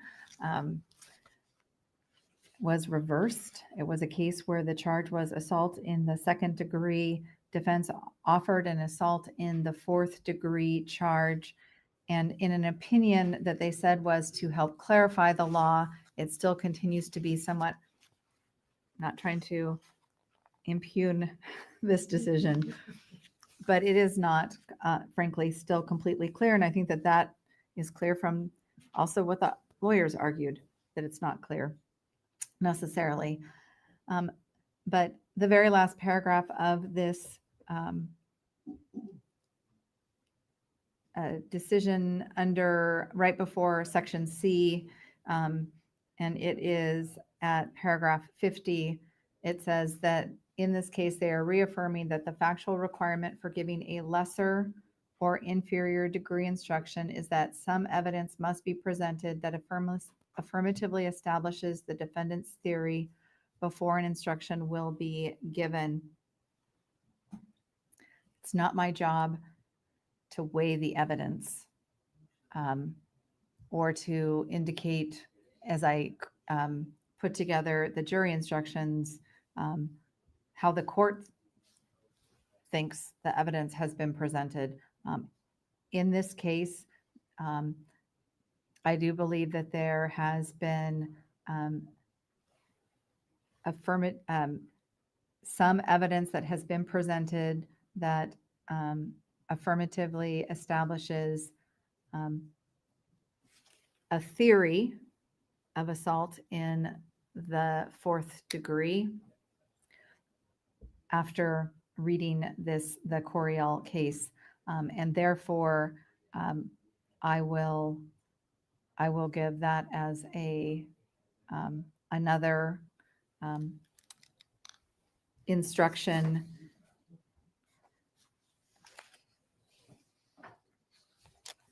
for a lesser crime. So I want to go back to instruction number 22 on the packet. I am going in the first paragraph.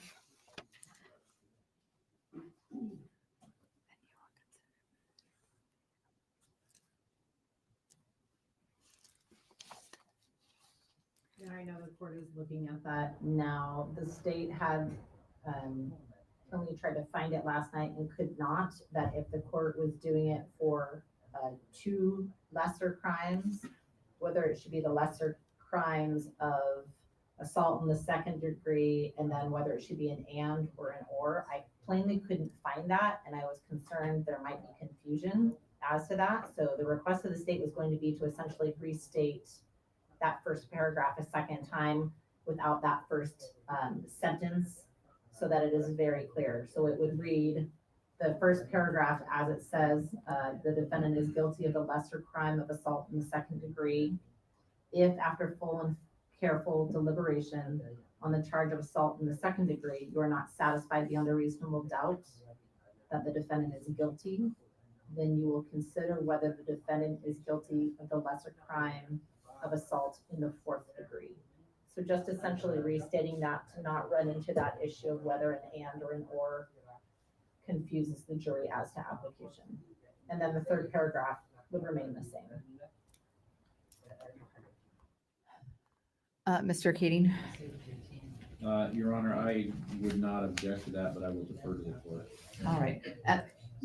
That proposal seems appropriate to me, and I think will be the least confusing, will be as clear as possible for the jury as it relates to their analysis.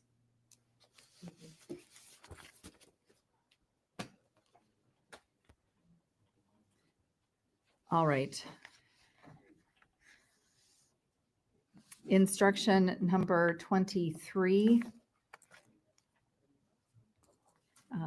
That is 23 and 23A. Those are the, that's the definition of assault in the second degree. And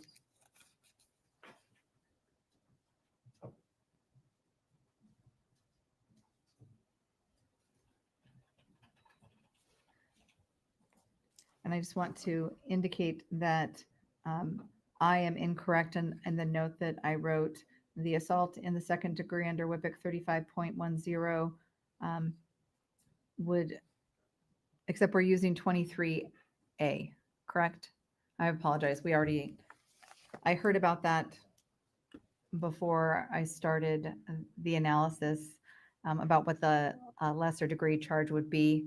I believe that there was an agreement to 23A for the definition of assault in the second degree. Yes, I agree that that would be correct for 23A. If we're going back to 23 regarding strangulation specifically. But then I don't have to, just a moment, I apologize. Yes, Your Honor. I think that instruction 23A addresses both. Yes. And so I don't need to get to instruction 23, but I was incorrect about the word intentionally. I indicated in my note on 23 that it was part of the WIPIC, but it is not for the strangulation prong. Yes, Your Honor. So agreement on 23A, if we're leaving that as it's written. All right, and then now, Mr. Leary, you can make your argument about the word intentionally. The other problem is that my client is not charged with recklessly inflicting substantial bodily harm. That's correct, and it's not in part of the elements instruction either for her. The only thing in the elements instruction for Mrs. Ali is the strangulation. Right, so I guess if we're giving 23A, do we make it clear that it only applies to Mr. Ali? No, that's the definition of assault in the second degree. It can happen in one way or it can happen in the other way. And it's the elements instruction that tells the jury what the state has to prove as to each defendant. And it only addresses strangulation as it relates to Mrs. Ali.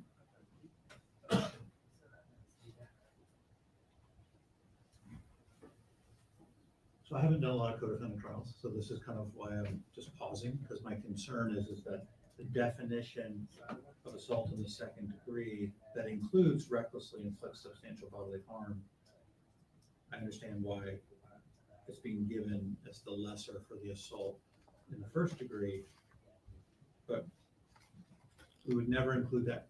If I'm standing here alone, that language wouldn't be in the definition because it's not charged for my client. And so I understand what the court is saying is to convict my client.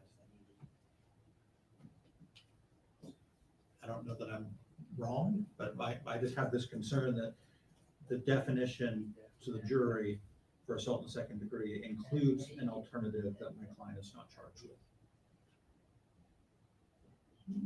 definition defines assault in the second degree, and it indicates that for the purposes of this trial, that assault in the second degree is defined in two different ways. The elements instruction is clear as to how Mrs. Ali is charged. She's not charged, or it's not, the state does not, could not prove that she committed assault in the second degree if she intentionally assaulted another and recklessly inflicted substantial bodily harm, because that's not part of the elements in the elements instruction. But Ms. Stone?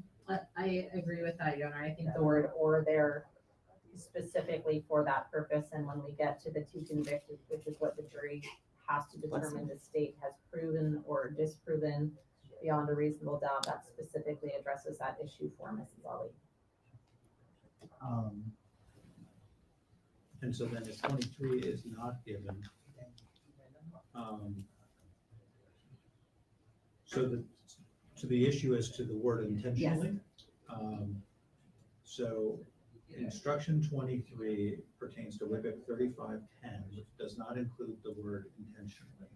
Correct. However, if you go to the to convict, Right? 35.19.01, it does include the word intentionally, and so I've requested that those two are consistent, and thus I included the word intentionally assault, even though it's not in the WIPIC as currently formulated. All right. And that is what I would indicate, that I did understand that when I reviewed your instructions between them. But Ms. Stone, It feels redundant because that instruction or that word is in assault already, that they will have just, I think, been instructed on. I don't know that it particularly matters, but the WIPIC didn't include it, and I assume that that is why, since it is included in the assault definition itself. So it feels redundant. all right. I am not going to add the word intentionally to 23A. After the "or," it would be, the request is that I put the word intentionally there, intentionally assaults another by strangulation. That is not in the pattern instruction.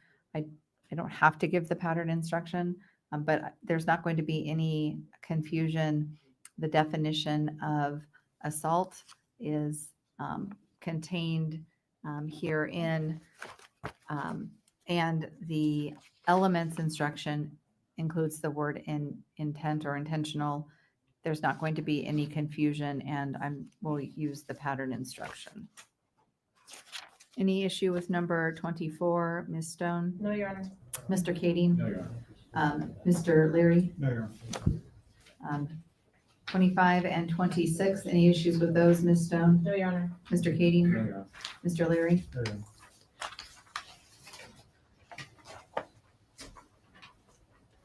All right, on number 27, the proposed instruction from Mr. Kading. Just a moment here.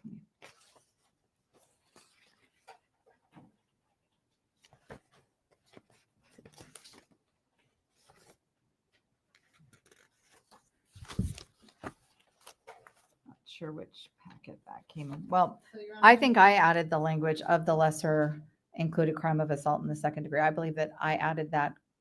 I didn't know if that was appropriate or not. I couldn't find the WIPIC that might apply to that. and I think it's I'm looking at the courts, I think it indicated instruction number 27 state. I don't think the state. No, proposed it's not. It's Oh, not a okay. state proposed rule. 27A then, if we're looking at that, essentially instead, I think that is the modified 35, with the 3512 and 3519.01. I don't have, oh, I'm sorry. We talked about it last night. I think the state would be requesting, as it is the alternative means for Mr. Ali. First of all, obviously Fatina's name would be Fatima Ali, and that change would be made. So it'd be 27A using the affirmative, or excuse me, the alternative means, but I think it should be modified in this way instead. Each of the following elements of the crime must be proved beyond a reasonable doubt. One, that on or about October 18th, 2024, the defendant, comma, it should be then two, that the defendant intentionally assaulted, sorry, I'm backing up. On or about October 18th, the defendant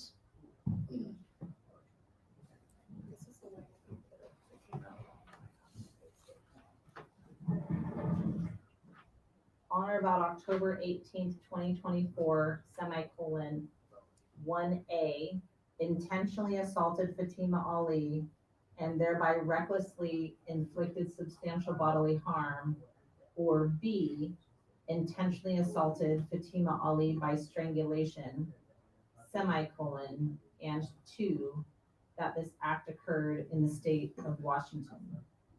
If you find from the evidence that element 2 and either element 1A or 1B have been proved beyond a reasonable doubt, and then the rest of the language is the same as to element 1A and 1B. Can you print that out? Yes, Sharon. And I want to make sure that I understand the proposed language. And I should have said, can you print that out, please? I understand. Okay. Thank you. All right, so I'm going to come back to that instruction.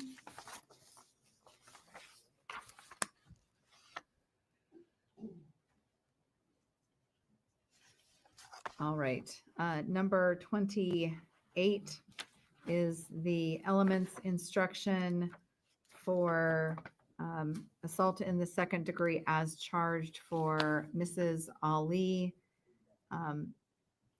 Just the name change from the state, Your Honor, or the name spelling out from the state. So you agree that the word intentionally should be included? Yes, Your Honor, and it is Okay. listed that way in the book. Yes, okay. Any issue then with 28, Mr. Kading, No, Your Honor. Mr. Larry? With the inclusion of intentionally, the change to Fatima Ali. Okay. All right. Next is instruction number 29, which is the definition of unlawful imprisonment, which is WIPIC 39.15, and whether or not the language without legal authority is properly included in this instruction. No objection from the state, Your Honor. I think that is correct. All right, No objection from me. Your Honor. so that will be used.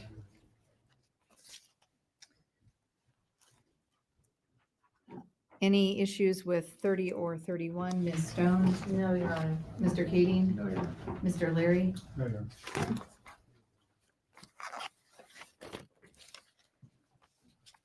32 and 33 are the elements instructions on unlawful imprisonment for both Mr. Ali and Mrs. Ali. The difference between the state's instruction and each of the defendant's instruction is what I included in here as paragraph 5. And then at the top, it would be whether or not there's 5 or 6 elements. Ms. Stone? I believe the state changing Fatima Ali's names in both 32 and 33.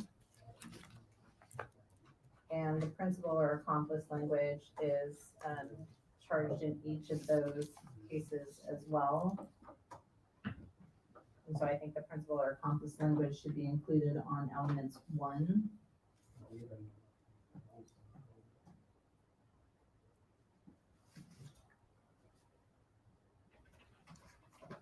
All right, and any objection to paragraph, or number 5? One moment, Your Honor, please. I made a note and now I'm trying to understand my note. I guess I was, in terms of element 5, I had a question as to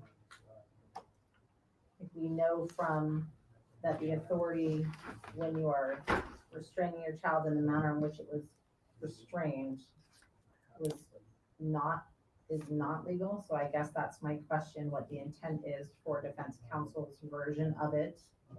If the argument is going to be that they had the authority to do so in that manner, that they believed they had the authority to do so in that manner, which to the state would be a jury nullification argument.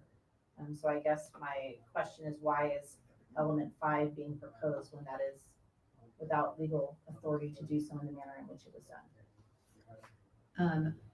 Mr. Kading? Well, Your Honor, it appears that the knowledge element would be important to include here, since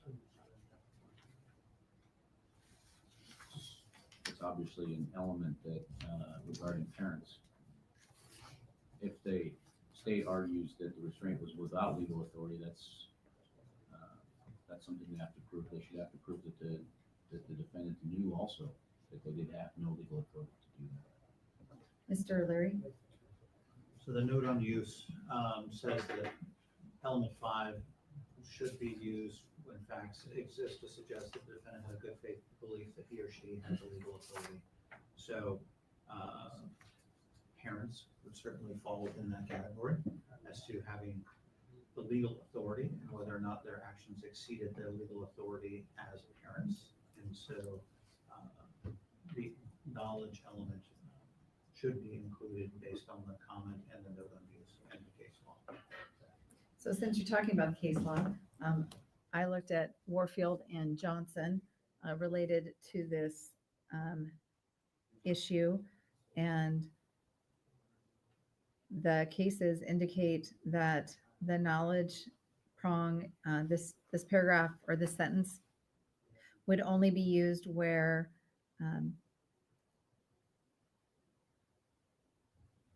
the defendants had a good faith belief that they had legal authority to imprison a person. And in the Warfield case, it was the bounty hunters who picked somebody up on an out-of-state warrant, and they believed that the warrant would have been enforceable here in Washington, but it was only a misdemeanor warrant, and so it wasn't, and they were charged with unlawful imprisonment. They were given, or should have been given, this instruction because they had a good faith belief that in fact they had the ability to take this Warfield, or the person that they had come to Washington State to get, they had the ability to take that person and return them to Arizona.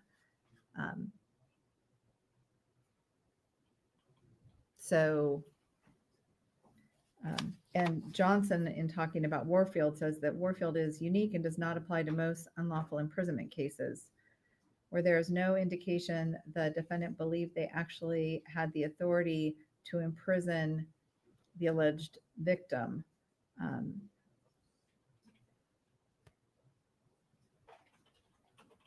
You wouldn't get number 5. And so is it your argument that because Mr. and Mrs. Ali are parents to Fatima, that they believed that they could restrain her in any fashion?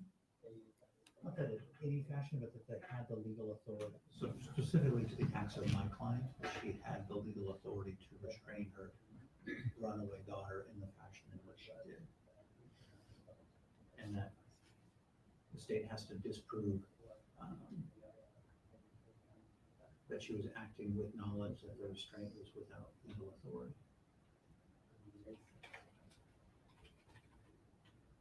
All right, Mr. Kading? Your Honor, I would concur with that the parents obviously have the right to restrain their children to a certain degree. If the degree is not met, then that's the state's argument regarding liability is unlawful. So I would ask that this be included. Ms. Stone? Yes, Your Honor, so even by the information cited by Mr. Leary, there has to be evidence of a good faith belief. Status as parents does not create evidence of a good faith belief. There's been no testimony, there's been no indication of that in this case. Both Mr. Ali and Mrs. Ali strangled their child. That is outside the bounds. And so insofar as at least the state, and maybe it is over interpreting Mr. Leary's argument that his client believed she was able to do so in the manner in which she did. I don't know if that is intended to branch out at closing into some sort of argument of what was the norm in their household, what is a culturally accepted, or something else. Those would be inappropriate. It essentially appears to argue that, well, their ignorance of the law made it okay, and the state can't prove that they didn't have ignorance of the law, and that they decided that was a good faith belief, and there's no standard essentially provided to the jury about what a good faith belief is. So I don't think it's appropriate in this case. The manner in which they restrained her is not legally appropriate, and it is without legal authority. It doesn't prevent defense counsel from making the same argument, but that good faith belief language appears to be provided minimally and rarely at best. And in this case, the jury can make that decision based on the parental discipline instruction that I believe Mr. Leary may have proposed it as well. Mr. Kading proposed it. And that provides that information for the jury to decide whether they were acting within or without legal authority versus whether they had a good faith belief to act as they wanted to. So I don't think element 5 applies in this case. All right.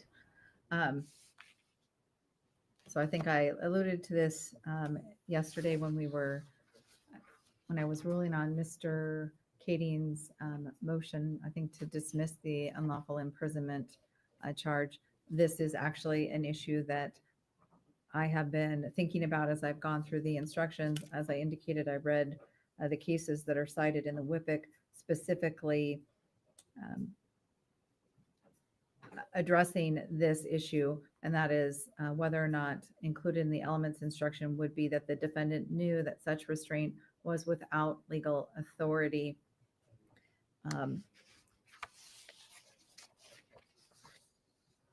And I referenced at that time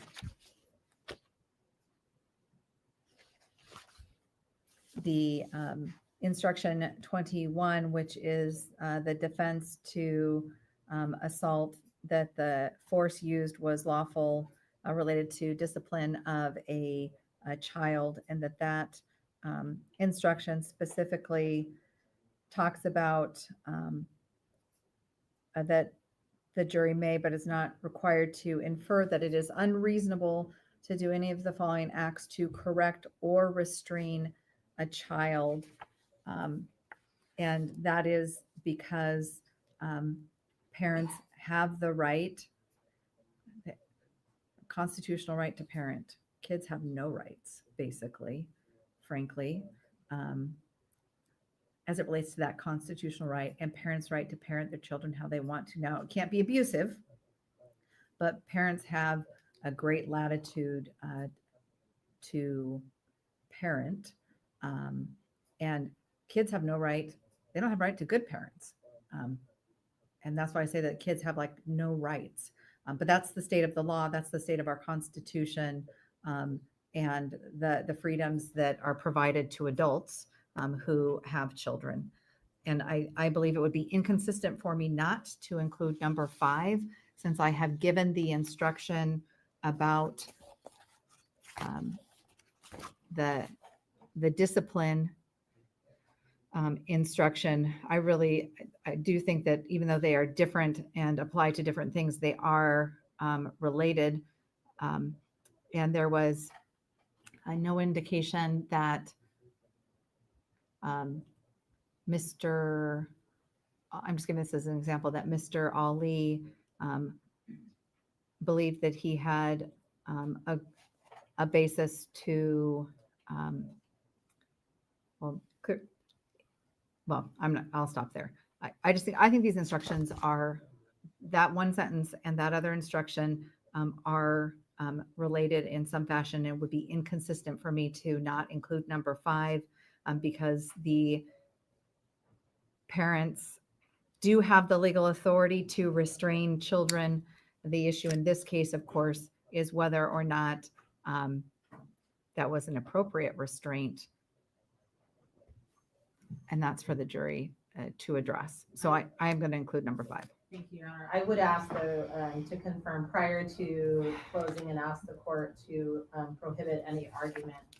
That would essentially be a jury nullification argument to the jury at closing that these 2 parents in particular, based on their personal beliefs, had a good faith belief that that was okay, as if somehow in violation of the laws, acting within the own scope of what they believe is okay, somehow that it's essentially a moral relativism argument. We can do what we want based on what we think is okay, even if that is inconsistent, and that somehow that then therefore qualifies as a good faith belief. I don't think that is appropriate. I also think that that is, as I said, I think it would be a jury nullification argument. I also think it brings in cultural norms that are not appropriate in this case. And we've worked very hard to try and keep those arguments out from the jury so that they're making appropriate decisions.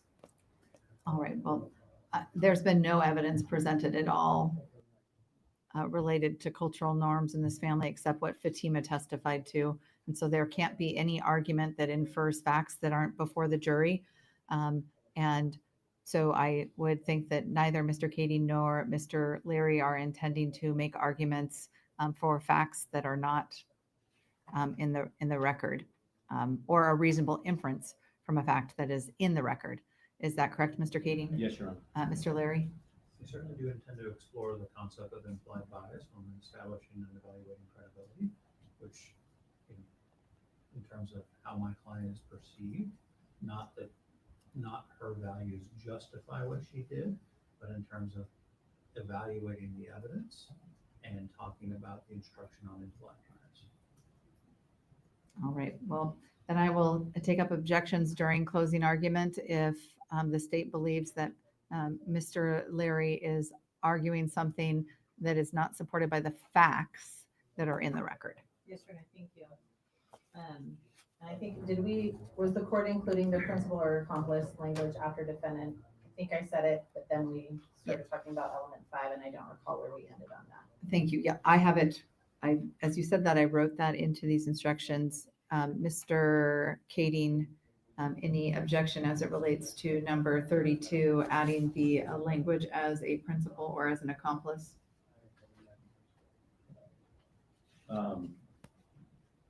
Again, as to the to convict instruction for Mr. Ali, I'm not sure that that's, I mean, is there an allegation that he was somehow involved with Mrs. Ali? Again, I think that this is a situation where she came in after he was no longer involved. I mean, I don't actually think that I know that that is defense counsel's argument to the jury. I don't think that's consistent with the state's theory of the case. It's also not consistent with the video. She is actually there while he is choking his daughter.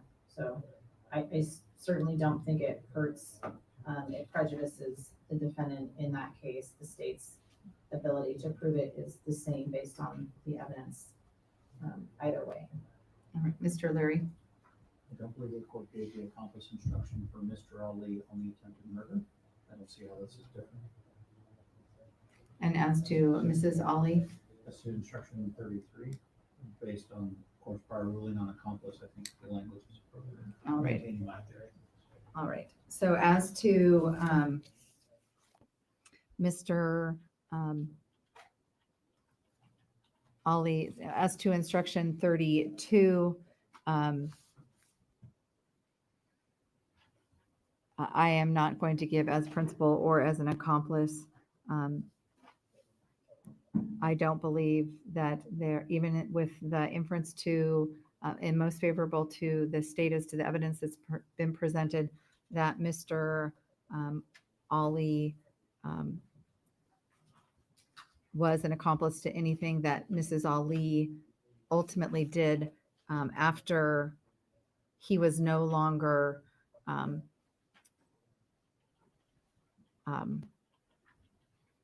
restraining, strangling, whatever word you want to use, Fatima, once he finally released her, once the bystander was able to get him to release her,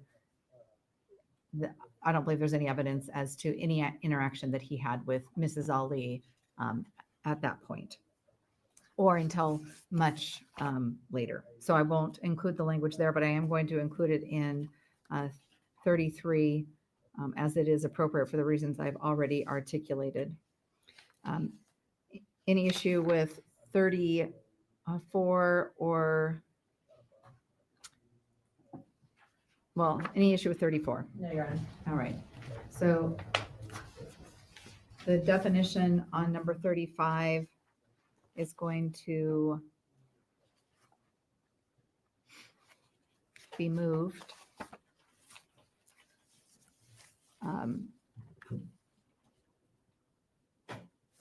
To earlier, as it relates to the inferior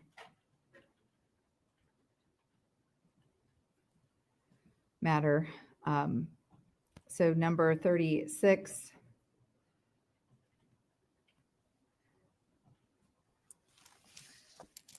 No issue on 36. Your Honor. Except that I need to identify that that applies. You want to put that as to count 4? Yes. Okay, I don't object.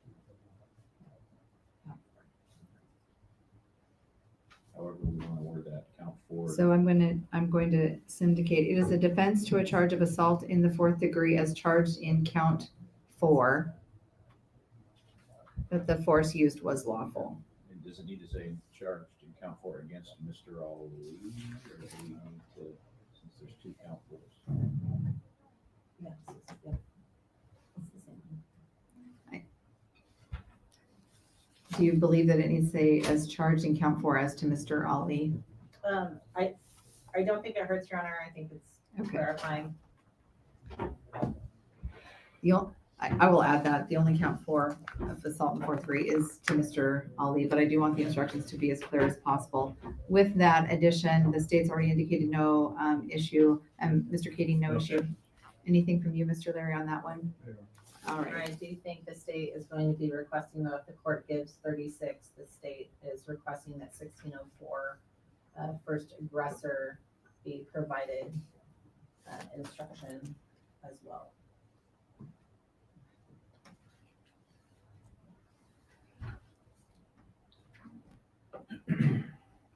Do you have that instruction? We do have it, Your Honor. We'll print it. And we can come back to that then. All right. Through the other- Also, just for the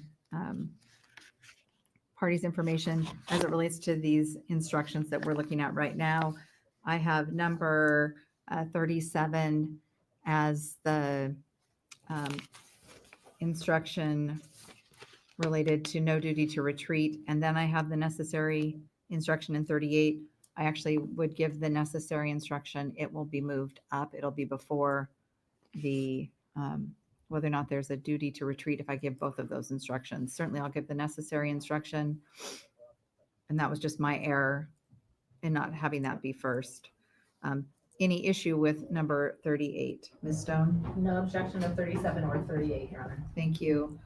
And those were your instructions, Mr. Katie. No issue. Mr. Larry? No issue. All right. On number 39, Ms. Stone, are you requesting that I continue to use initials? I am not, Your Honor. I'm asking that you use Mr. Williams' name in that. Yep. Yes. Any objection, Mr. Kading, just to changing that instruction only as to listing the name of the alleged victim instead of initials.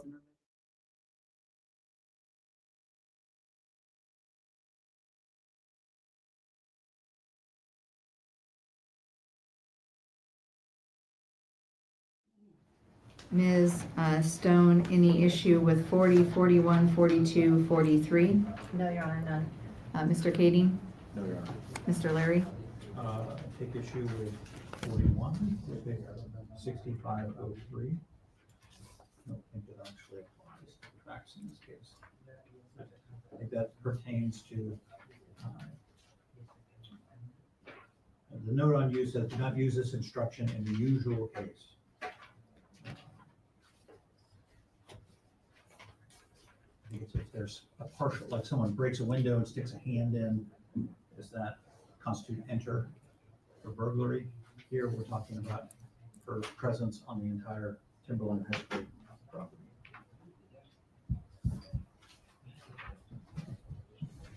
Ms. Stone? I don't think it hurts to have it. I would agree that following or the insertion of any part of the person's body, we could end it there with a period, and the remaining clause would not need to be, or clauses would not need to be included.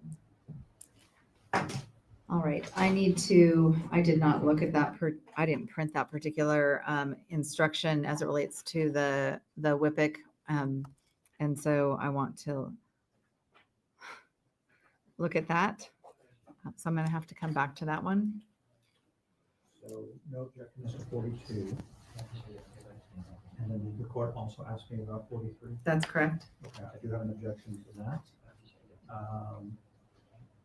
So that is WIPIC 60.05, the inference instruction.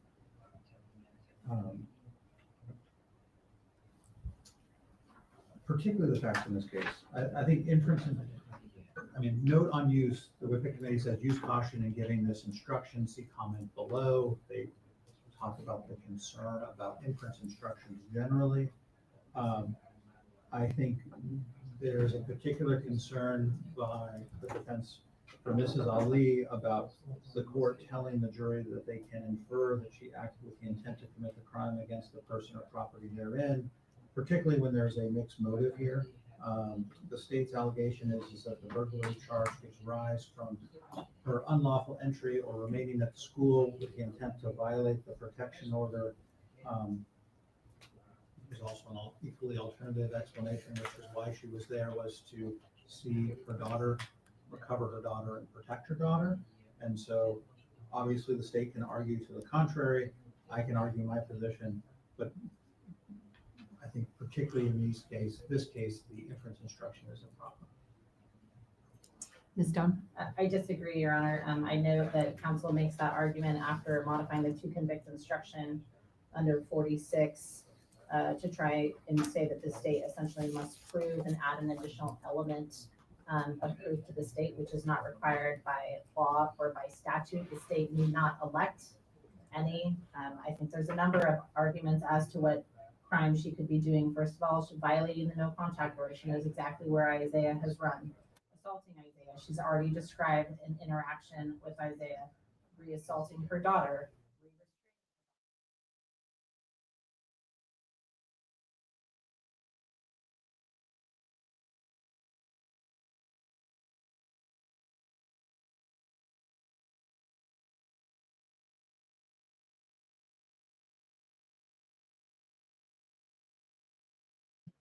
Well, that's definitely not me. They can't even keep it together when nobody's in the courtroom, right?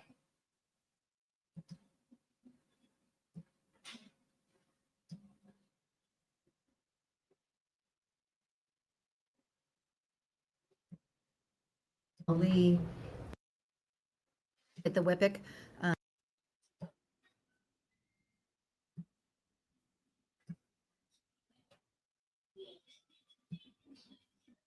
46 to try and say that the state essentially must prove and add an additional element of proof to the state, which is not required by law or by statute. The state need not elect any. I think there's a number of arguments as to what crimes she could be doing. First of all, she's violating the no contact order. She knows exactly where Isaiah has run.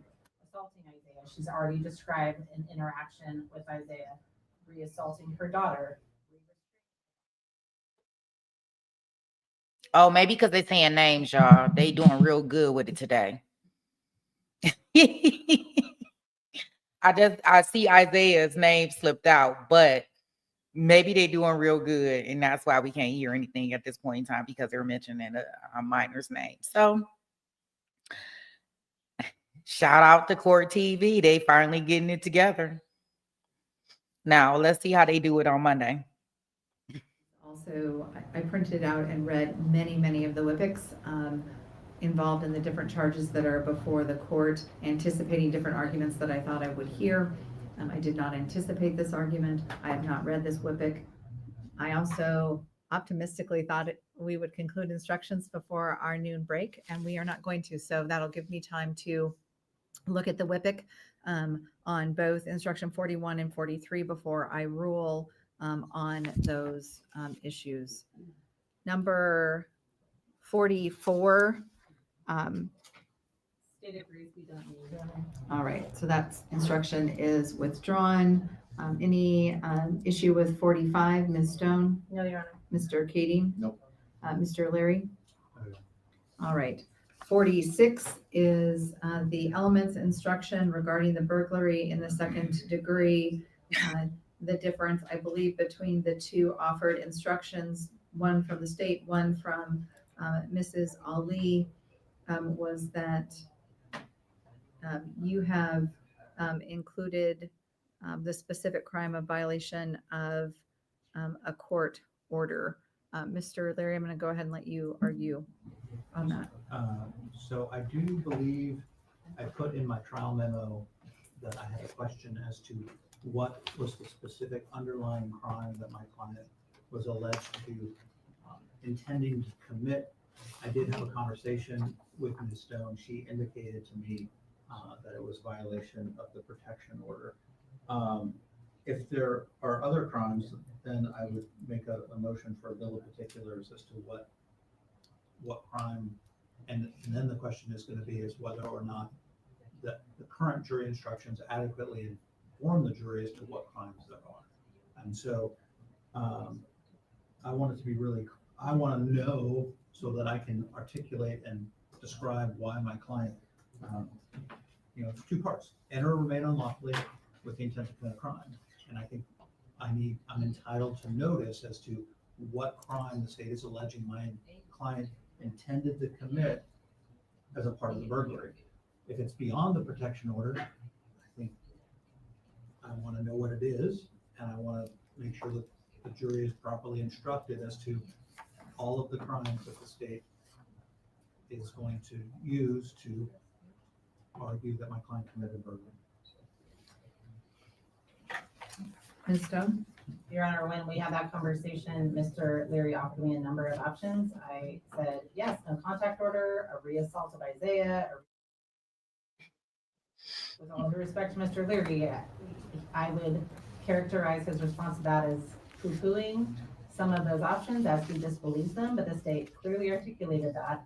We are at the end of trial. I just gave a number of indications of crimes that could be provided. The case law is very clear that that is not an element for the state to prove at trial in a burglary. I have provided now multiple times an indication of arguments the state will make as to what those crimes are. I understand that Mr. Leary disagrees with those on behalf of his client, but those, plainly, you cannot add elements for the state to prove that are not required by either statute or case law. That is what counsel is intending to do here. It is not appropriate to put that in the to convict instruction because it is not in fact an element. And when we go to argue that to the jury should expressly know that that is not an element. And Mr. Leary cannot argue that the state has to prove that. The jury does not have to elect which of those it is. The jury has to believe, and that is why the inference language in the prior WIPIC exists in the first place. So it is improper to add that as an element. There is not a bill of particulars at this stage of the case to provide to counsel that I have not already provided in in the argument as we have sat here. So I would just, I'm sure as the court reviews, the court will see note on use. It may be necessary to specify and define the crime alleged to have been intended by the defendant if the defendant so requests. That's in the WIPIC 46004. So that's the basis for the request. What's the, I'm sorry, which WIPIC are you looking at? So I'm looking at the to convict WIPIC for burglary in the second Yeah, degree. 60.04? Yes, 60.04, which is instruction 46. Yes.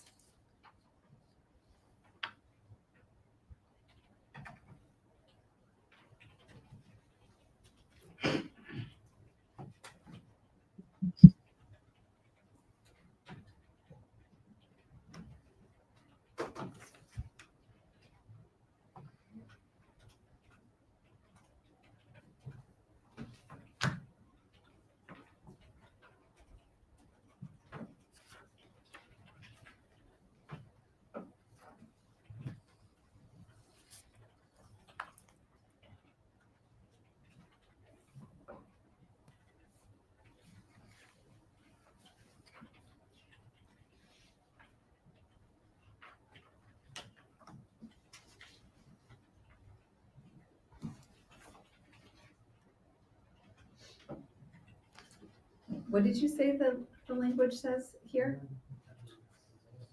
So note on use. Yes. It says, under some circumstances, it may be necessary to specify and define the crime alleged to have been intended by the defendant if the defendant so requests. And then it says burglary in the first degree elements. It says, see comment WIPIC 6002, burglary in the first degree elements. And then when you go down further to comments, under crime against a person or property, ordinarily, the jury instructions need not specify the crime that the defendant intended to commit inside the burglarized premises. As an exception, that crime must be specified if it is material to the defendant's theory of case. Applying Bergeron, the Court of Appeals has held the jury instruction in a burglary case should not include the elements, even if the defendant has asserted a good faith claim. And then it goes on to say there is no statutory definition of what constitutes that crime.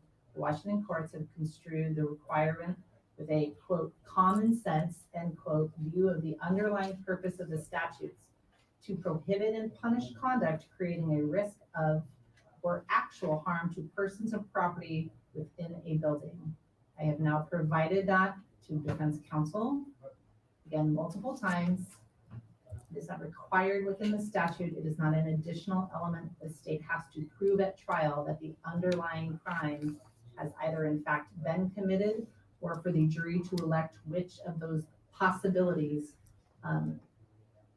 that they believe could have happened or she was intending to go in, does not have to elect between those possibilities of behavior. So I do not think it is appropriate.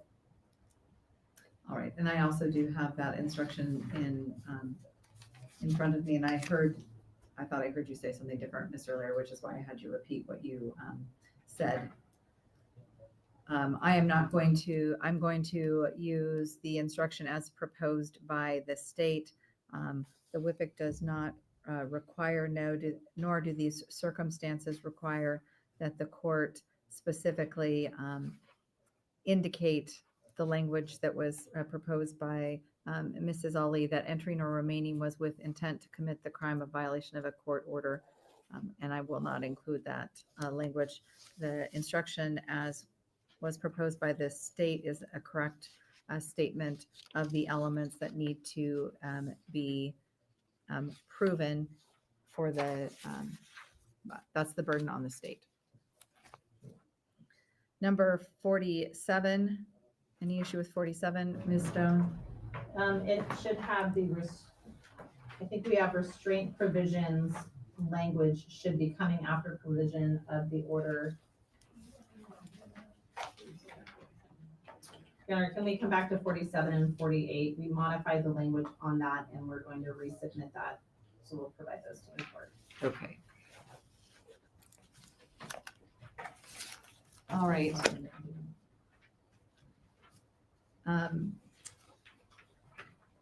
Actually, we're going to start, it's noon, or it's a minute to noon. So we will come back and address the additional instructions. Mr. Kading, since you are now offering an assault in the 4th degree as a lesser charge, I need you to provide over the lunch hour the elements as to that lesser charge. I already have the definition because the definition's already been previously provided, as well as a proposed verdict form, since you are proposing those instructions, and I don't have those. And I do think Ms. Doe provided the initial request for those lesser included that may be in the packet that she handed up to the court just a few minutes ago. So, and I think it went to both Mr. Leary and Mr. Kading as well.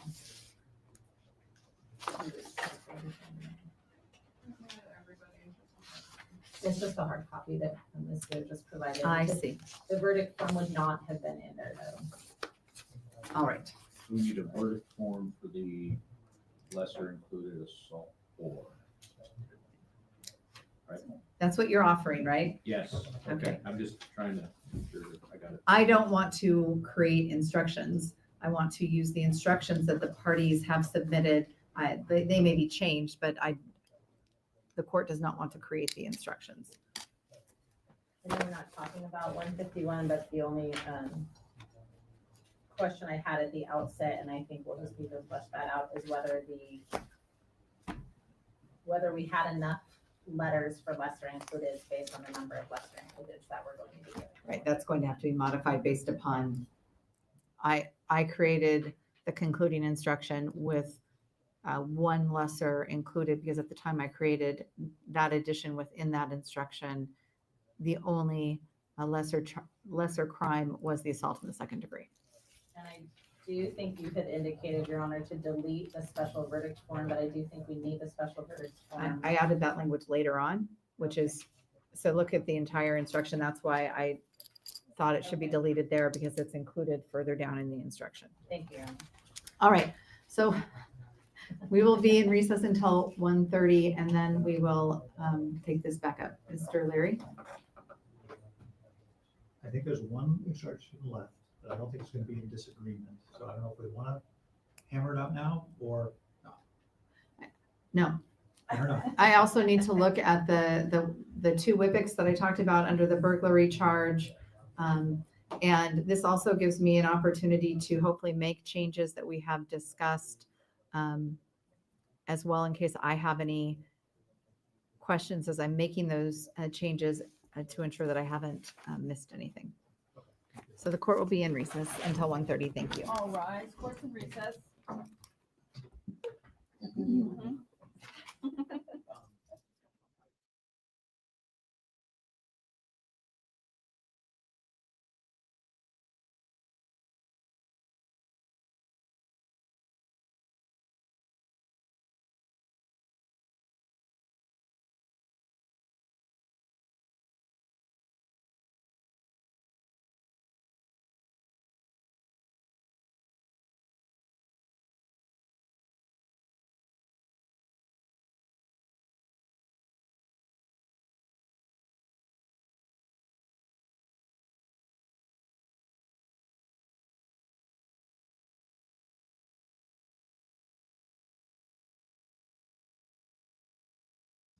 Thanks, film. Yeah, I was muted up. Thank you.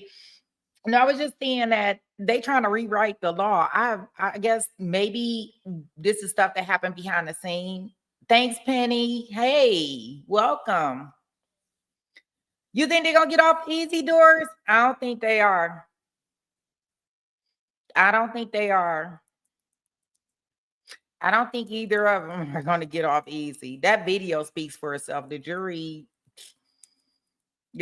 I don't think they're gonna let that happen. And then with the expert testimony in regards to the strangulation and stuff, I don't think there's no way they're gonna get off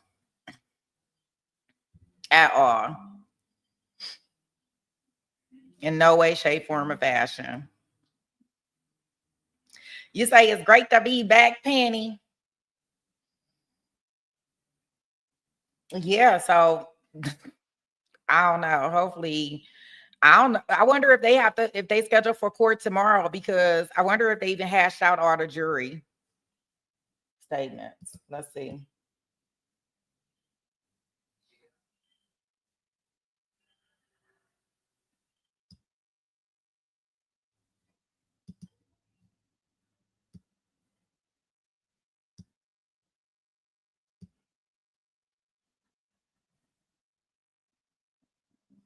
Compare the language. Well, what I can definitely tell you is that she do not play about this time. She be right on time, boy. She do not play about this time. I see a lot of people in the comments like, no court tomorrow. Not that I'm aware of, no court. You say you're going to be mad if they do. What's up, Pretty Brown? I'm so glad you found us too, Amy. Yeah, we got mods over here to keep us safe. Yes, yes, yes.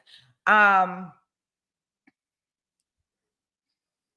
so I guess we'll go back into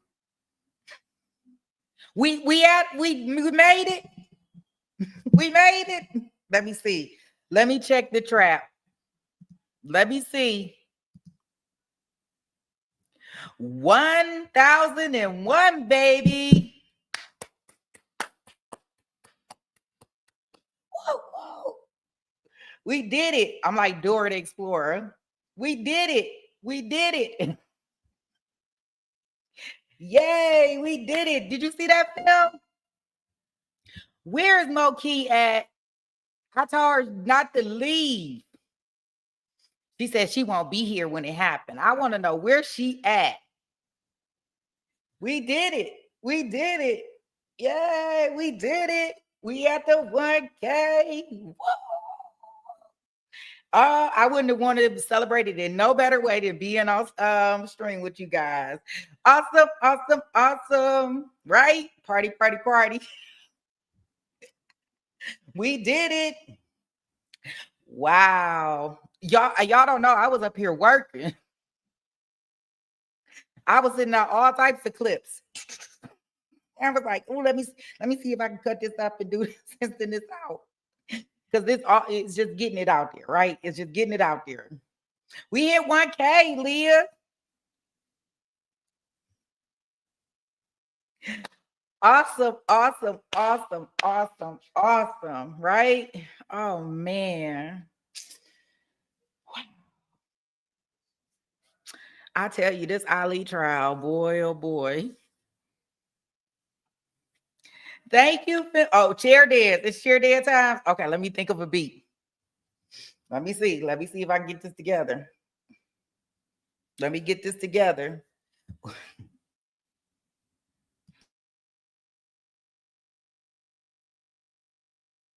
I didn't. Y'all gonna have to wait because I got my chair dance. I'm gonna do it slow. Look, boom. Hey, Regina. You didn't call me in the middle of my chair dance. Look, I'm gonna start it off slow. Let me see. Boom, boom. Too bad Core TV didn't play no music for me, right? Oh, we got TiVo time, Penny. We going right in after I finish my chair dance. Soon as I finish my chair dance, like boom, boom. Let me see. I gotta get the song in my head. Wait, because that's how it works. I gotta get the song. Let me get the song for you, film.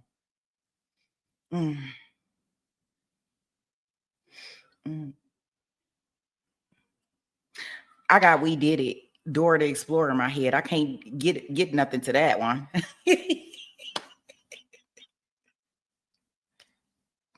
Look, I can't get beat to that one. Let me see.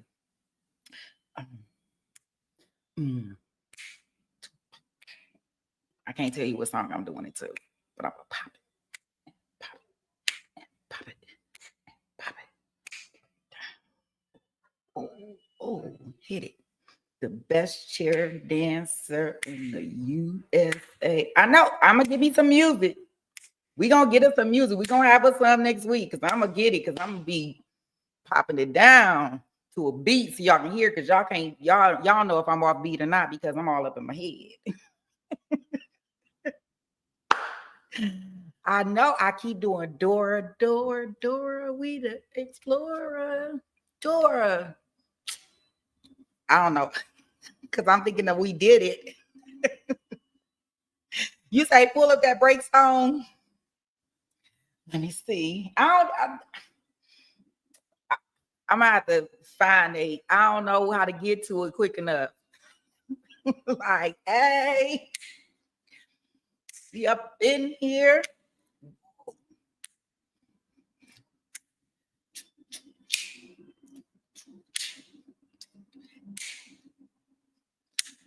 Lean with it, pop. Lean. That's what's the case about it. The party right here, Regina. We partying over here and take it to trial, right? Oh, this is so awesome. When we hit 500, I was like by myself, like I seen it that morning. I was like, oh, I can't wait to get on stream so we can. And I was like, oh, okay. But wait a minute, I got one better for y'all. Give me a second.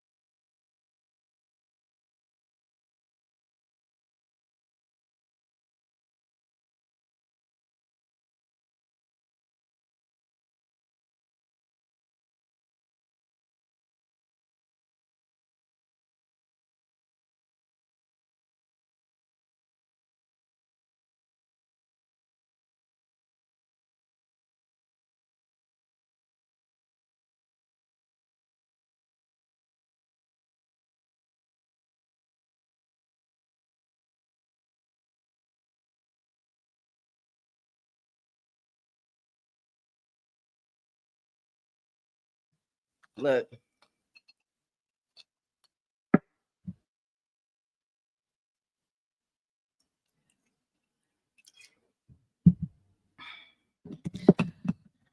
You know, if I knew it was happening today, at this point in time, I would tell everybody. I didn't come back. There you go.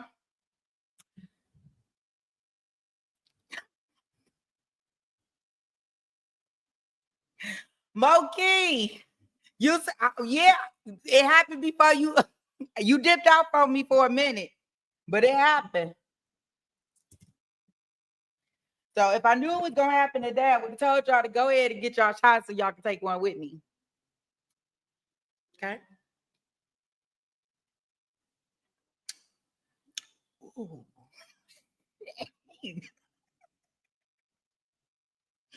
Whoa. I think I got hairs on my chest. For now. Oh, shoot.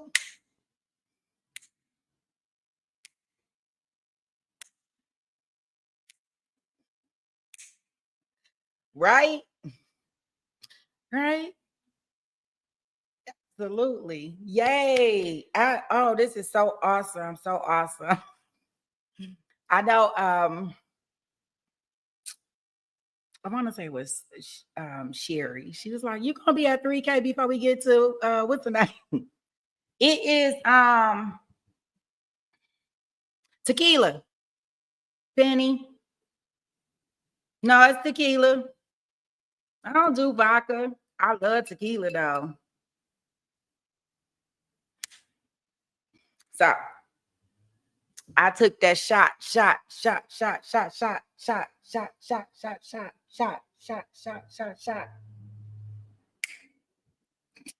what I did.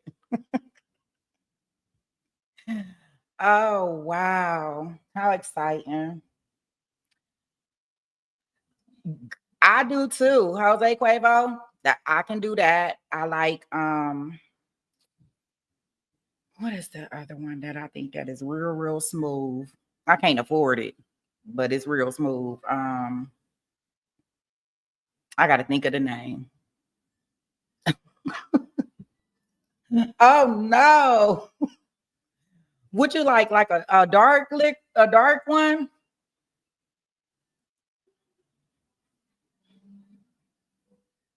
Oh, Patron. I can do Patron. Um,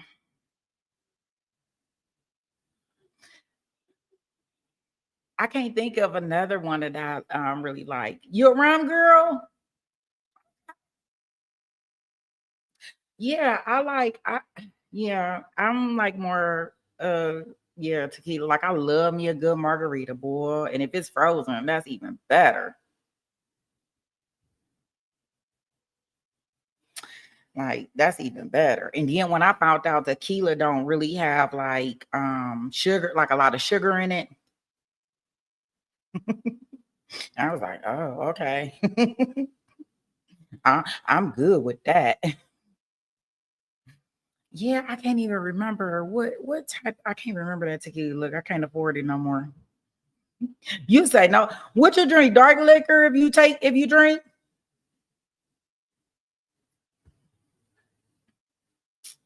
Vodka martini. Really? Also, you can go through the drive-through. That's my type of party. She said, whatever they put in my sweet Manhattans. What's in that one, Penny?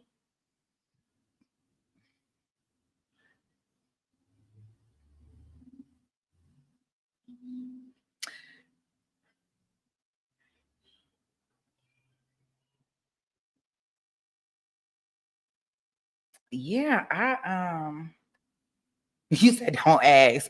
You just ask for it and they whip it up and it tastes awesome. Awesome.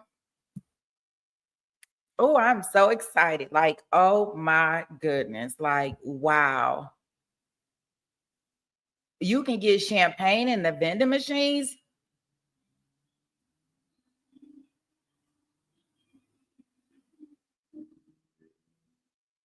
Drive through beer bars. Like, wow. That's different. I guess whatever they got to do to make it work, right?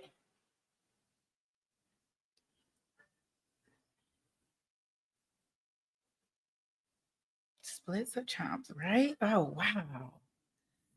Well, I told you I'm a sipper anyways. I ain't really take a whole shot. Like I still got a little bit in my glass, right?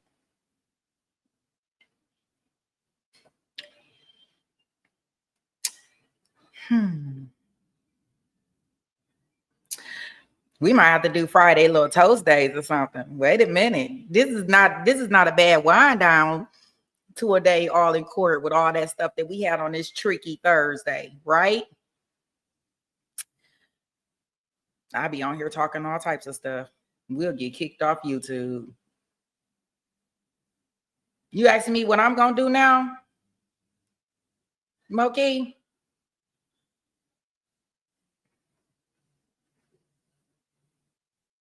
Okay, so you gonna have your stuff ready, Pretty Brown? I'll be ready. Barker, you can't drink your margarita till you get home. We gonna grow, Moki. That's what we doing. We bring everybody over here so we can grow as a channel. You say better have a little something to eat. Yeah, I had a little bit to eat. Yeah, we'll be ready for tomorrow. Now I have me something to eat, and yeah, I have some more. I got more of that. So yeah, I'll be ready, Pretty Brown. We gonna probably need it. That's what I can tell you. Yeah, so we just gonna continue to grow and flourish and cover trials. I mean, we got so much stuff. I mean, like they give it to us, right? Right. We have all this entertainment, right? I would say that maybe they'll slow down with the things that they do out here in this world, but of course they're not. So we'll be here to watch it, right? All of it. Yeah. And whenever all else fails, we always have DB, right?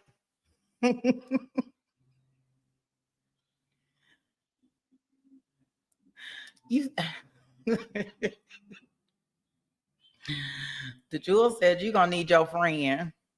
Yes, right, film. There always is gonna be something to watch. And when all else fails, we'll watch Daryl Brooks, right? Grounds. We will get our grounds on. That's what we will do. No foul error, right? Subject matter or jurisdiction. Right. That's what we'll be doing, Moki. If anything comes up when we can't get anything, we'll go right to our boy because he gonna keep us together. Okay, Baka, thank you. I'm so glad that you was here with the 1K victory that we had. Yay. See you tomorrow. Yeah, we definitely need our buckets for the buckets, right? Right? You right, Jules. Like, I mean, right now, like people are unaliving people for simple things. Like it doesn't even have to be anything, right? Not even in regards to divorce. Like, look at this mess that we looking at with our other trial with the 2 juries. Like they unaliving over songs. They unaliving over streets that nobody owns. Really? Because I stay on 63rd and you stay on 73rd. Now we beefing? Nobody owns anything. Like the stuff that they're doing is just really amazing to me. So it looks like we have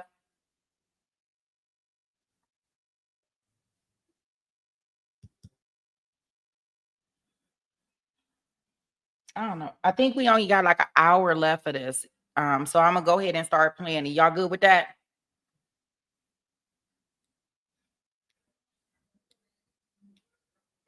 What she say? Well, I say single with a dog and a starter bag of cats because you on track. Man telling me I haven't. Hey Jane, hi. Welcome, welcome, welcome. How are you?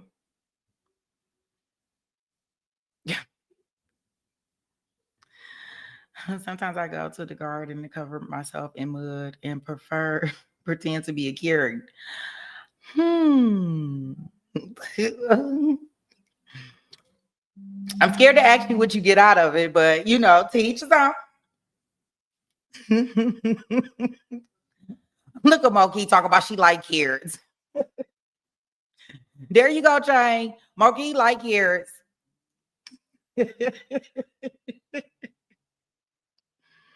Moki, I'm learning a lot of things about you today.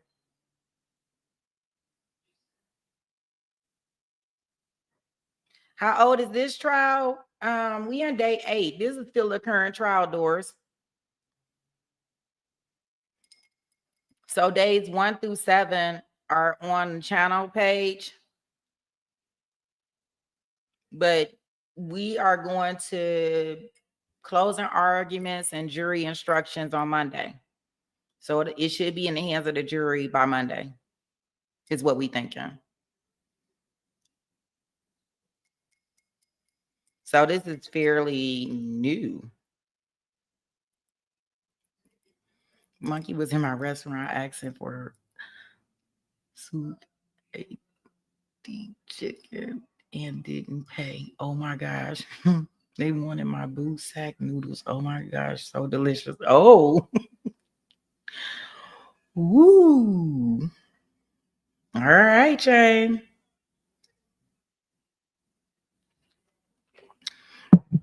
All right, crew. I am going to put this on. He being bad. I have not a clue. They said, what no what?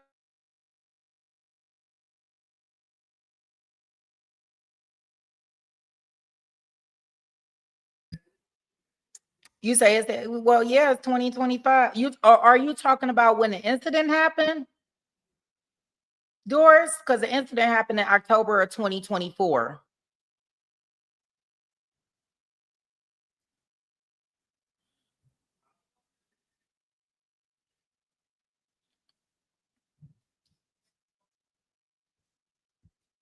Yeah, the incident happened in 2024, and they're currently on trial, and we're on the 8th. Well, it's about to get ready to go to the jury.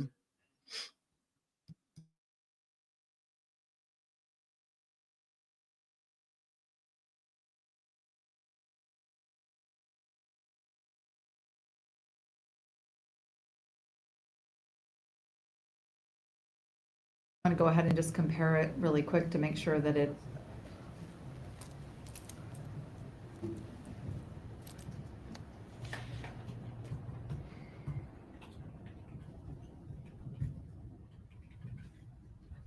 I shouldn't say I didn't compare it, I did, but I want to ensure that I didn't miss something.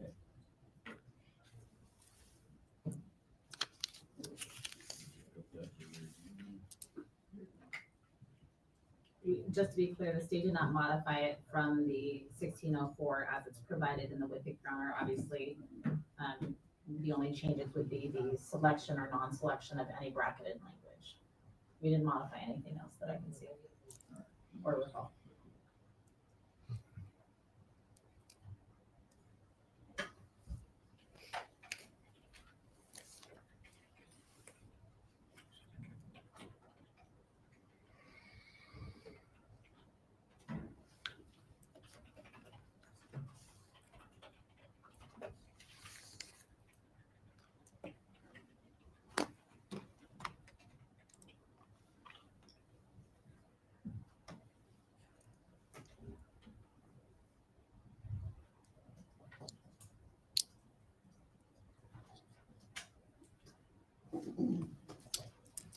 No objection, Your Honor. Thank you. All right. Will be included. Next, I am going to the section of instructions associated with the burglary in the second degree charge. There was exception taken to the instruction currently number 41. The term enter includes the entrance of the person or the insertion of any part of the person's body or any instrument or weapon held in the person's hand and used or intended to threaten or intimidate another person or to detach or remove property. Mr. Larry took exception or objected to that instruction. I'm not going to give instruction 41. It does not apply to this case. Also, the WIPIC notes indicate that the instruction, this instruction would not be used in the usual case as it does not define entry of the person in the usual sense.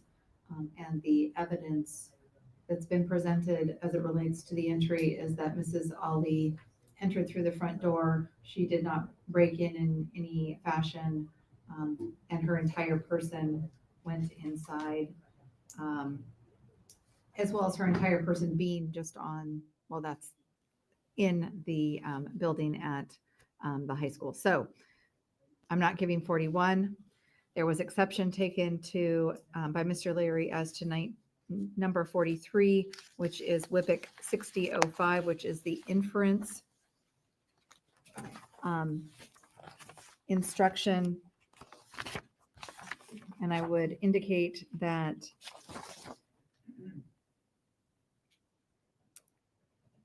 I reviewed the Brunson case, which is the primary case that was referenced in the comments and notes on use from the WIPIC.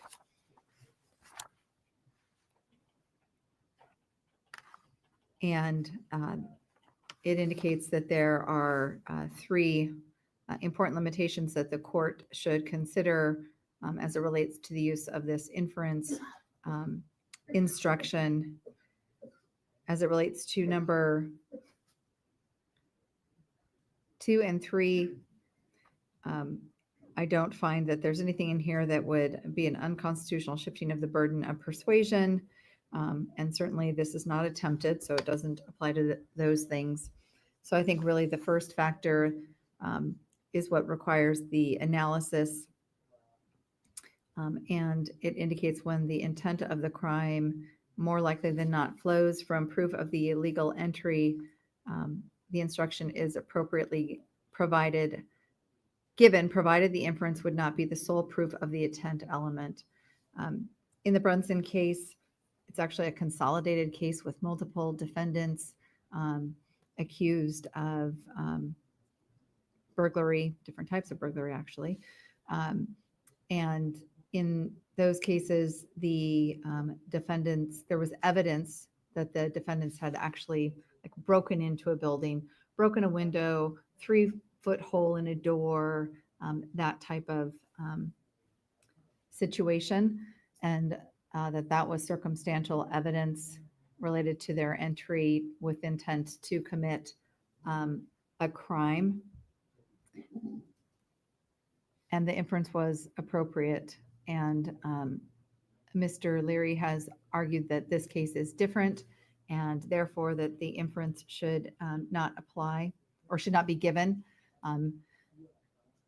so as to not confuse the jury and I think and potentially to shift any sort of burden of persuasion. Although this case is certainly different, it is still appropriate to give this instruction because there is circumstantial evidence as it relates to her entry in the building, how she entered the building, when she entered the building, the notice that she was not allowed to be there based upon the letter or order from the high school and the like. And therefore, I find that it is appropriate to give the instruction related to inference in WIPIC 60.05, and I will include that.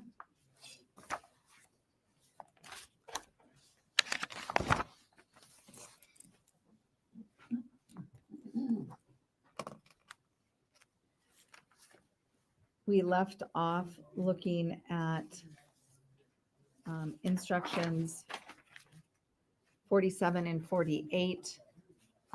Ms. Zoe, on behalf of the state, had handed forward some new instructions shortly before our lunch break, which changed or added, I think it's really added to the language as it relates to count 5 for Mrs. Ali. Mr. Leary, did you have an opportunity to review those new proposed instructions, which are to replace what currently are identified as 47 and 48? I did have an opportunity to review. And do you have any issues with, let's start with 47. I did not have an exception for 47. All right. So I will give the new version of 47 on 48. I would indicate that the proposed language now includes applicable to the defendant in number 1, which had been an issue that you had previously raised. Do you have any other issues? Oh, yeah. All right, so I will give the 48. On the concluding instruction, which is really where we left off, 49 as well, I have, let me back up a moment. Mr. Kading sent me proposed verdict form and special verdict form based upon the assault in the 4th degree as a lesser crime from assault in the 1st degree. And he properly identified them as verdict form BBB and BBB-1. So I added those to the packet and I added that information under instruction 49. I also then changed or added to instruction 49 an additional paragraph related to the second lesser crime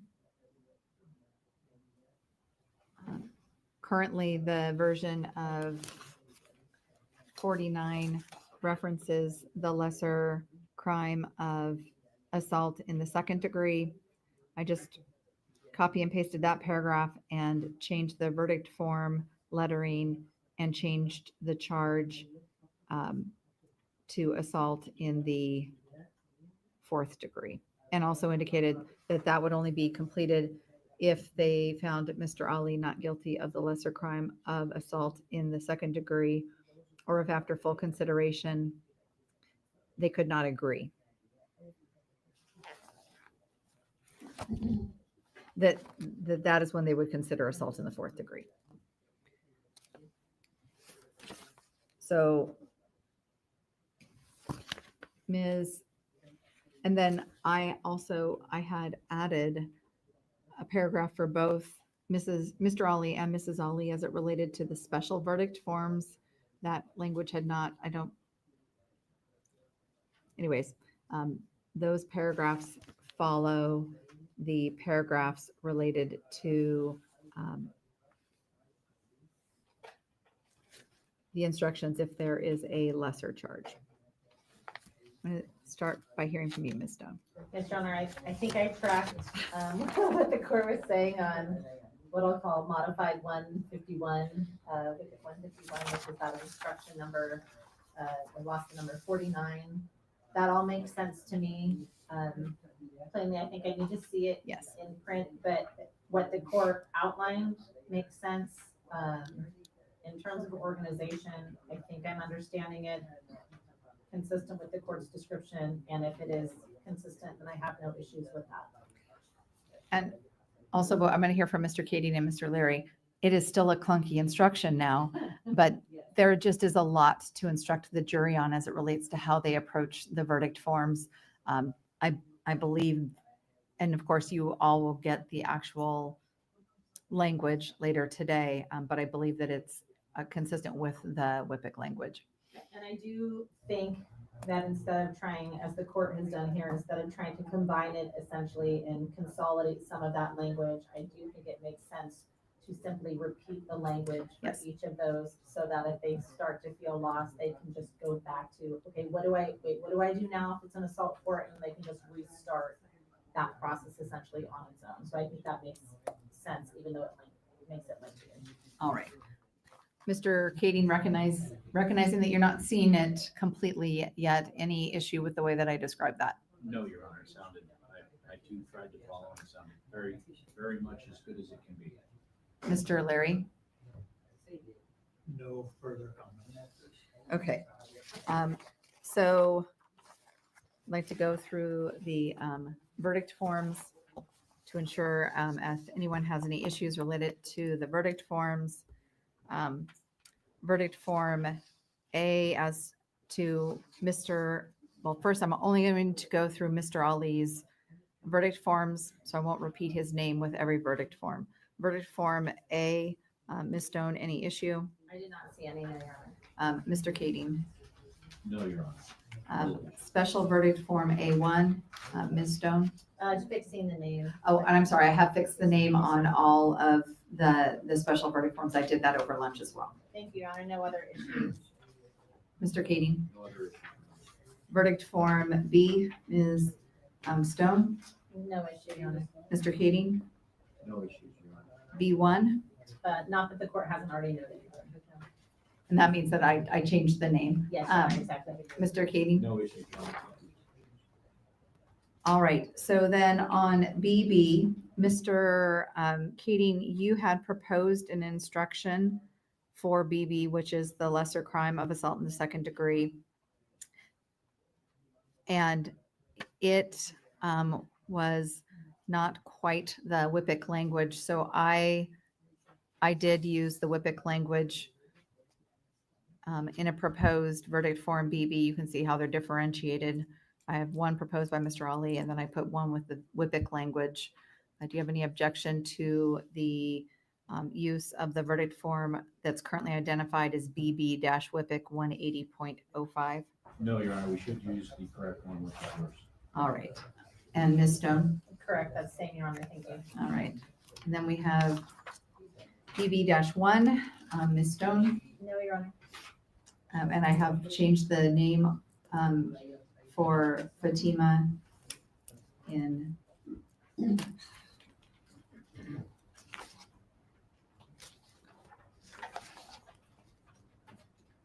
that one.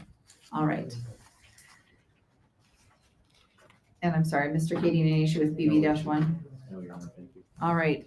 So I used Mr. Kading's proposed verdict form BBB that he sent over the lunch hour. Did you have any issue with that, Ms. Stone? And that is for the consideration of the lesser crime of assault in the 4th degree. No, Your Honor, as long as it conforms to the WIPIC as the court has previously identified it for BBB. I believe it does. I believe that it does as well.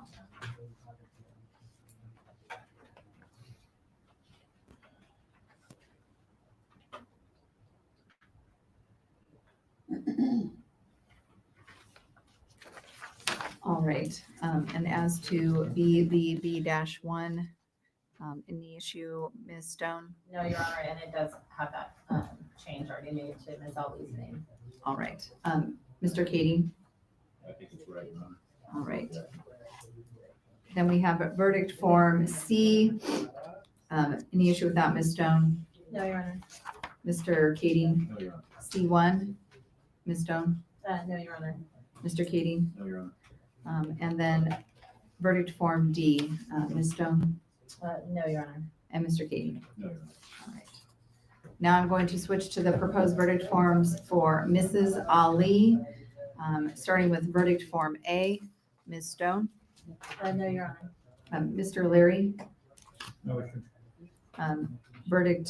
Special verdict form A1? No, Your Honor. Just one moment.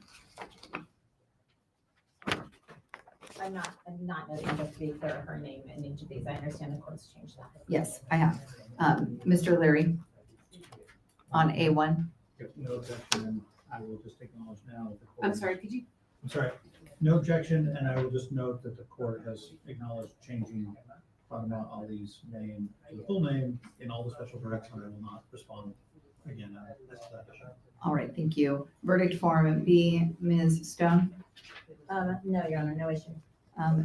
Mr. Leary, No issue. B1. No issue, Your Honor. Mr. Leary, No issue. C. No issue from the state, Your Honor. Mr. No Leary, issue. C1. No issues from the state, Your Honor. Mr. Leary, No issue. and then D, Ms. Stone. No issue from the state, Your Honor. Mr. Leary, No issue. and then E, Ms. Stone. No issue from the state, Your Honor. Mr. Leary. No issue. All right.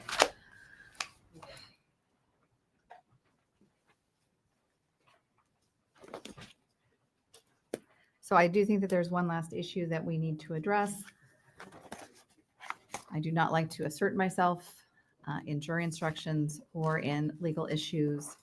I think that's the lawyer's job, and this may be a non-issue, but it's also my job to instruct the jury correctly at the conclusion of a case.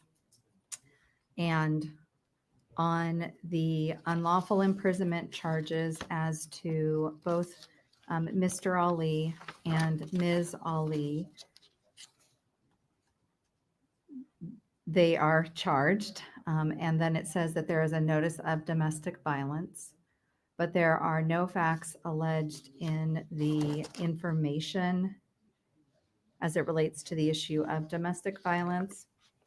In the other charges where domestic violence is alleged, it has language to the effect, it is further alleged that the defendant, and it has either Mr. Ali or Mrs. Ali, did commit the above crime against FIA, a family or household member, as defined by the statutes.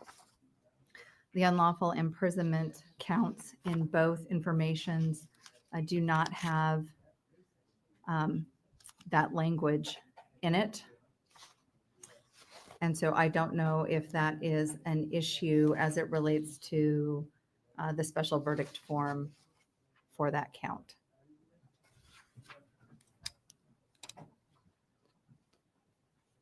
And if it's not, then everything stays the same.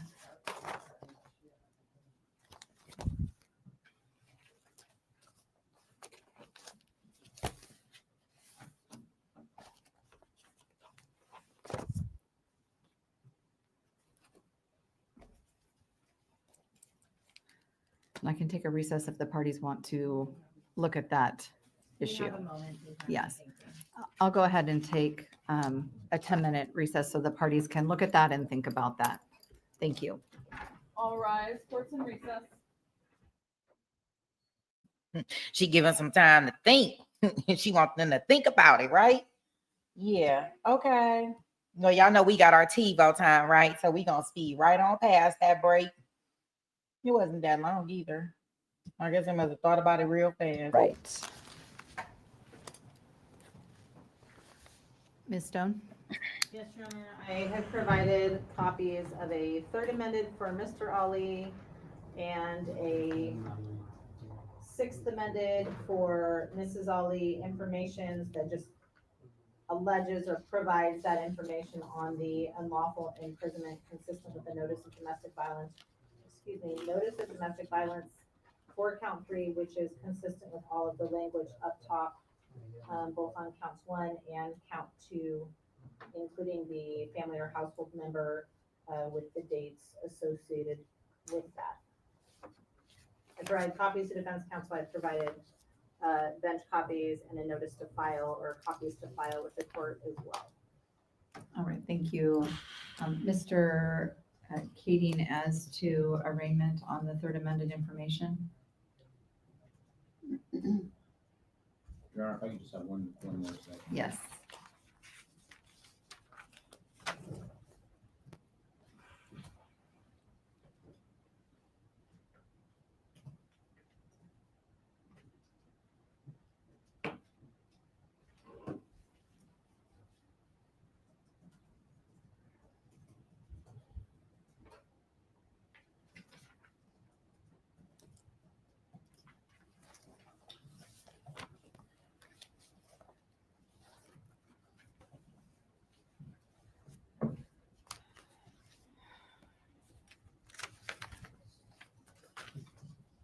Your Honor, I'm going to object to the amendment for the following reason. The state, having previously rested, I believe that the DV designation in this case would constitute an enhancement, not only as a element that they are asking to be proved in this court, but for future charges. It does have a lasting effect in terms of scoring offenses, and for that reason, I think that it's more than just a formality that this be amended at this point. I believe Mr. Leary has additional information.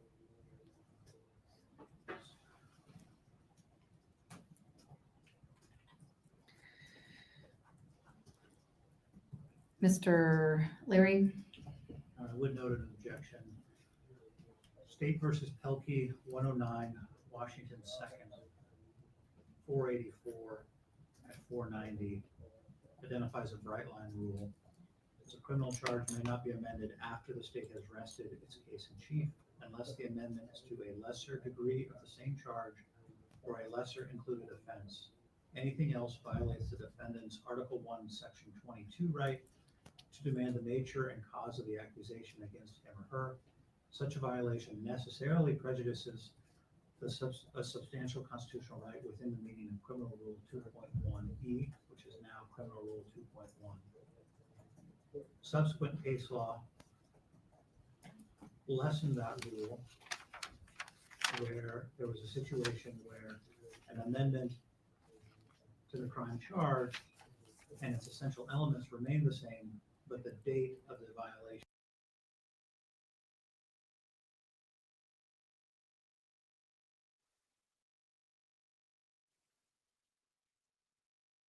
Consequences beyond.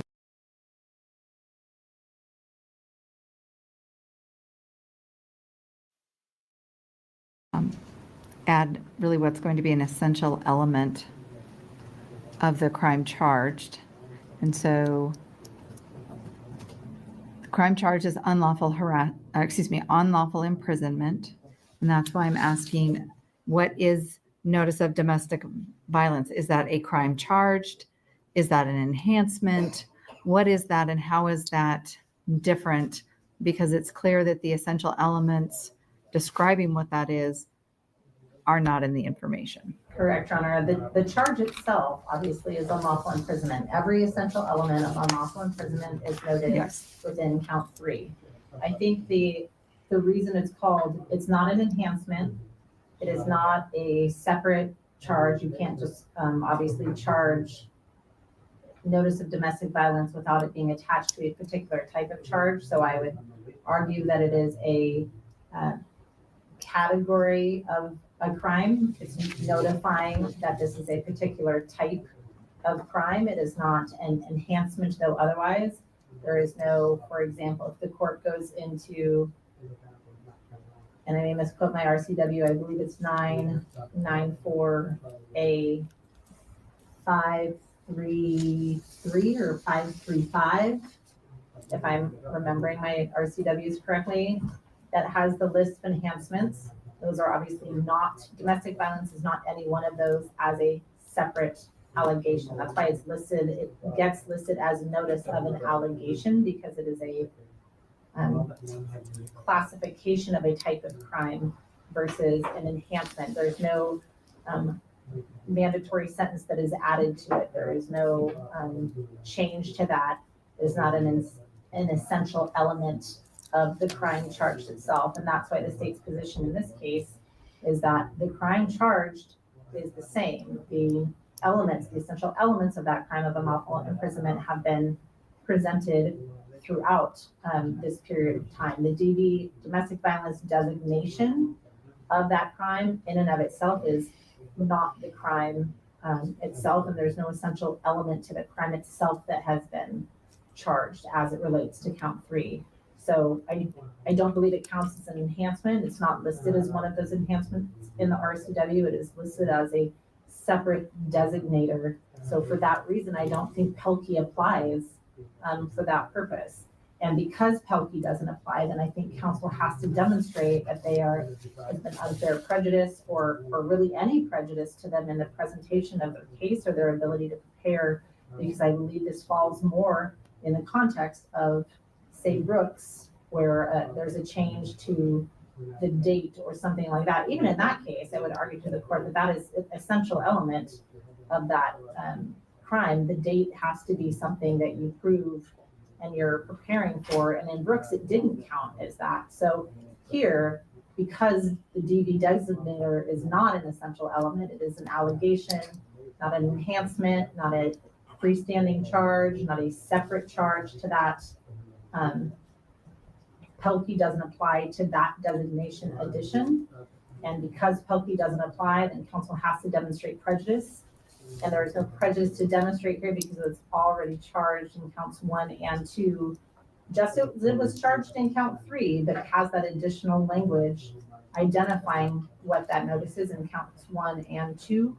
And all of the questions that we have asked, and specifically defense counsel has asked throughout this case, whether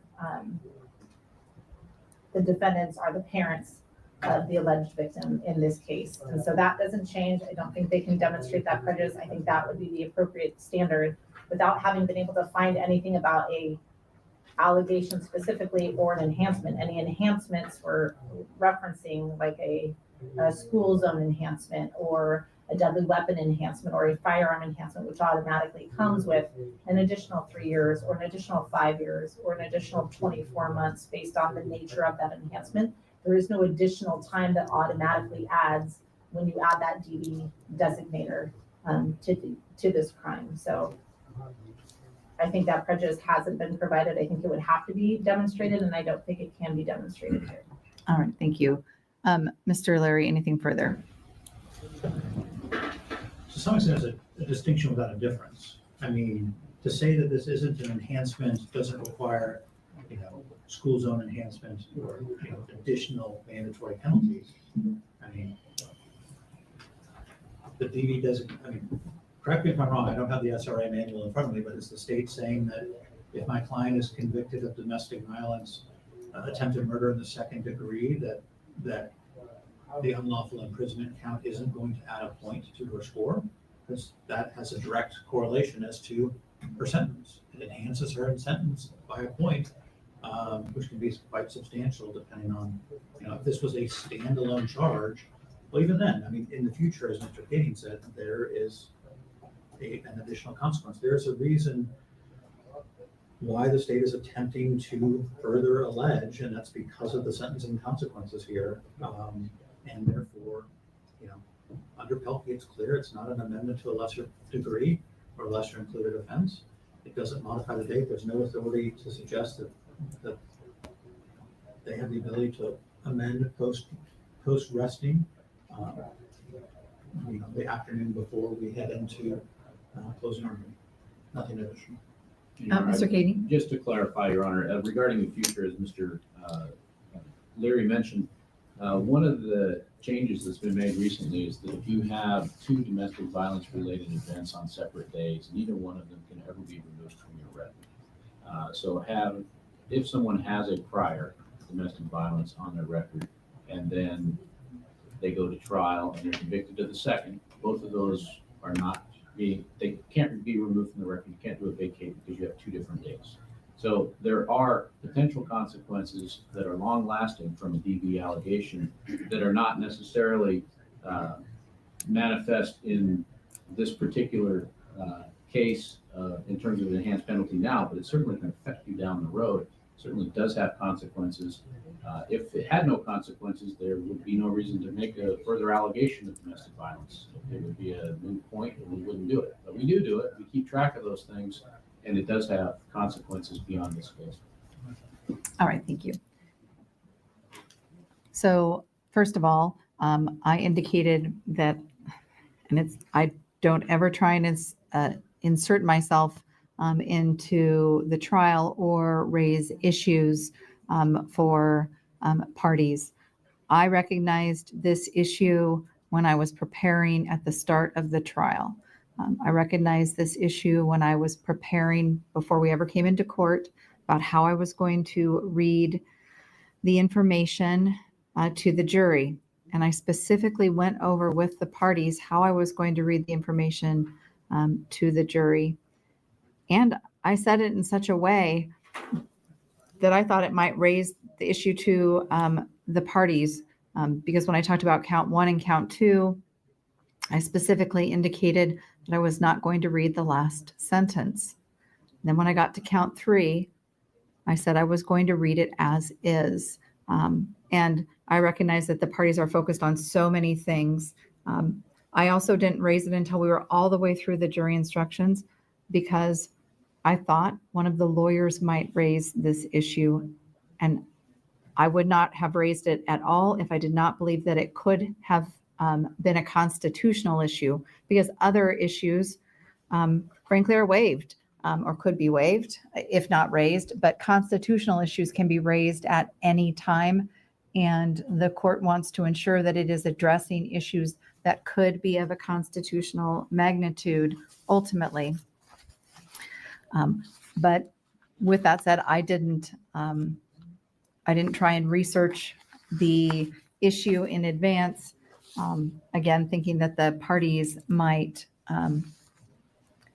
be addressing the issue with the court. This is a situation where the state is seeking to amend both informations as the information to Mr. Ali and the information to Mrs. Ali as to count 3, seeking to add a sentence at the end of count 3 being identical except naming each defendant in each of their cases. It is further alleged that the defendant, Ihsan Ali or Zahra Ali, did commit the above crime against FIA, a family or household member, as defined by, and then it lists the statutes.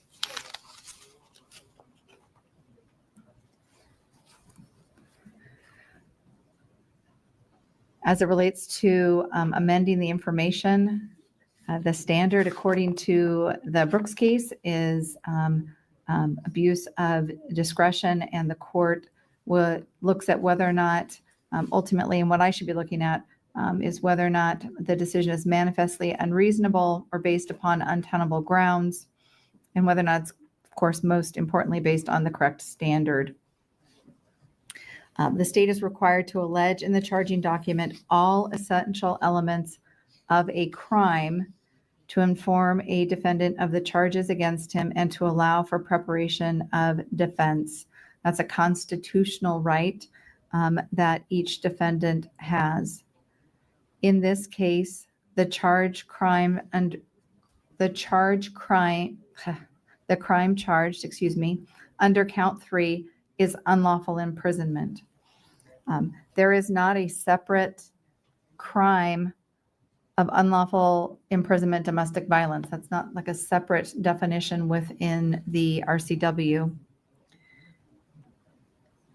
There is a notice of domestic violence that is included in the informations that have been at trial, that being a second amended information for Mr. Ali and a fifth amended information for Mrs. Ali.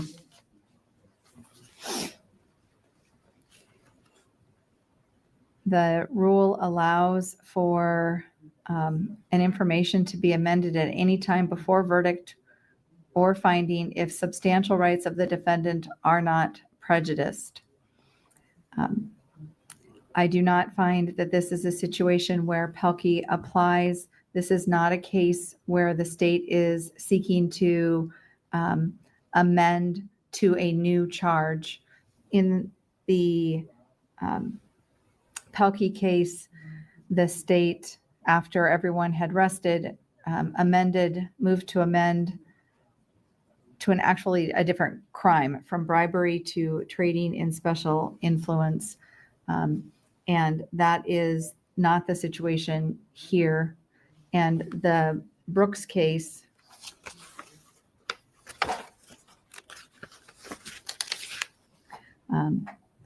is a case involving sexual assault and misconduct against a youth.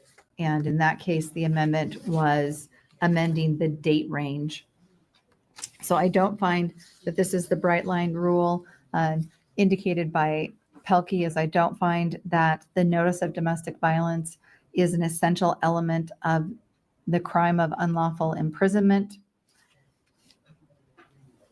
And I do not find that the defendants have proven that they have, or that there is evidence that their substantial rights have been prejudiced. And I indicate that because the defendants have been on notice with the specific facts as it relates to the issue of domestic violence from the other counts, including count 1 and count 2. And I know that those may have changed as to the degree or the type, but they have been alleged to be domestic violence charges, even as they may have been amended.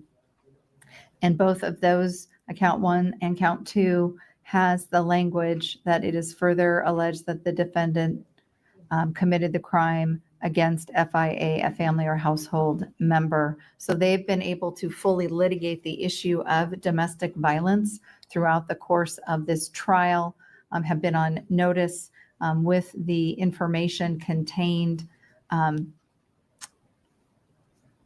or with the facts alleged in the information that have gone to trial. Again, second amended information for Mr. Ali and fifth amended information for Mrs. Ali.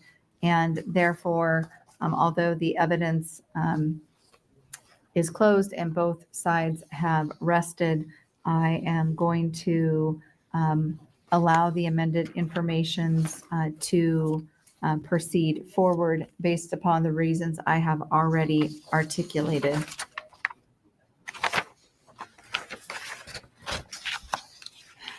Mr. Kading, as to arraignment on the third amended information for Mr. Ali. Your Honor, we will acknowledge receipt, waive further formal reading, enter pleas of not guilty.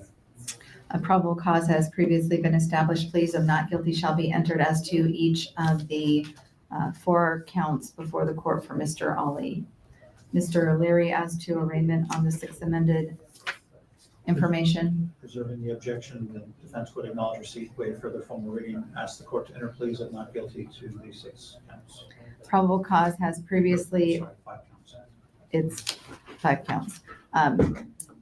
Probable cause has previously been established. A plea of not guilty shall be entered as to each of the 5 counts before the court as to Mrs. Ali. And do you have the originals of the new information? Okay. Having addressed that issue, then there would not be a change to the jury instructions as we have addressed to this point. Almost 3 o'clock. I believe that I should be able to finalize the jury instructions in approximately the next 30 minutes. And then I'm gonna have my judicial assistant review them just to make sure that they appear correctly and are correctly numbered. And they will be emailed to you by 4:30 today. I ask that the parties review the instructions and that the parties confer if you see any error, because even after all that, there can be a mistake in the instructions. If you see an error, I ask that the parties confer between themselves so that we can you can address it in an email that everyone's on and everyone has at least been advised of whatever the issue is. Your Honor, as it relates to Mrs. Ali's, the change that we previously made to the 6th Amendment to fix it from North Thurston High School to Timberline reverted back to North Thurston High School on count 4. I wish I was making it up, quite plainly. I need to fix count 4 to reflect that it says Timberline High School as it previously was.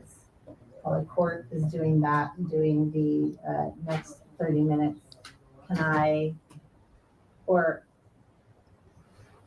the other option would plainly just to be to find it out. And that would be I would be fine with that. I don't think there's any confusion that we're talking about Timberline High School. I think because I've already arraigned Mrs. Ali that it cannot simply be lined out. Why don't you have that? Why don't you prepare your new information, but bring it in? I didn't intend to keep the parties here while I'm working on the instructions.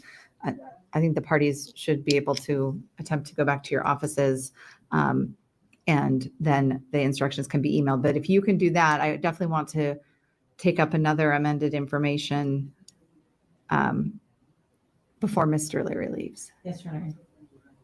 Thank you. What? Yes. So I will be in recess. My clerk will call me once that comes in. All rise, court's in recess.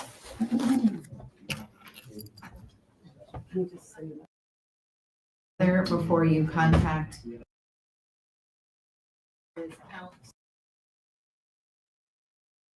Cause has previously been established and a plea of not guilty shall be entered as to the 5 counts before the court.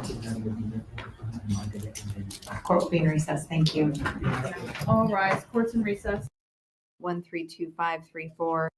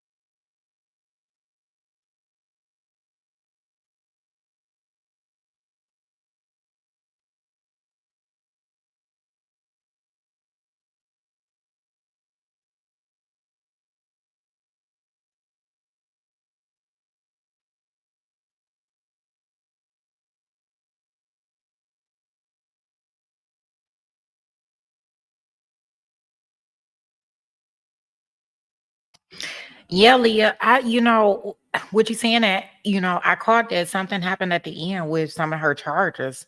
That's why I was trying to rewind it to make sure that we got back there so we can see what is going on.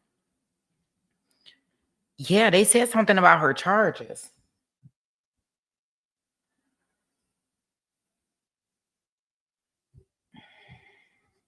Okay, here we go. We're present now only under 24-1. See, the dad is not there. 534, State versus Zahra Ali. A seventh amended information has been handed forward. Ms. Stone, did you have an opportunity to review the information to ensure that it is complete? I believe so, Your Honor. I did not find any other errors, nor did Ms. So. I will tell the court on count 4, we took out essentially that to it language. It now simply says, did enter or remain unlawfully in a building. And we've only talked about one building during the course of this, Timberline High School, so there should be no confusion as to which building is being referenced throughout. We would acknowledge receipt. And Larry, on behalf of my client, would acknowledge receipt of the 7th amended information. Wait further formal reading. Ask the court to enter please and records to counts 1 through 5. Probable cause has previously been established and a plea of not guilty shall be entered as to the 5 counts before the court. Court will be in recess. Thank you. All rise, court's in recess. I have a question. There is an issue. Is it the court's intent that I stay here until I get that email, or can we work tonight if there is an issue? And please be seated. I apologize if I was not clear.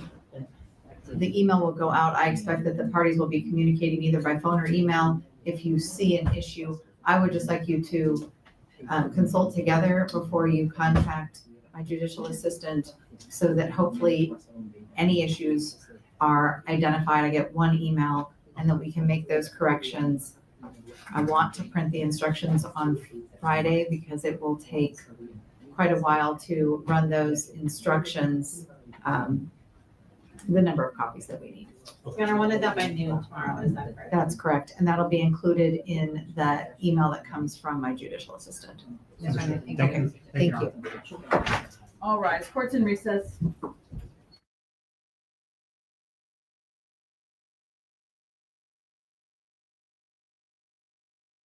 Oh, there we have it.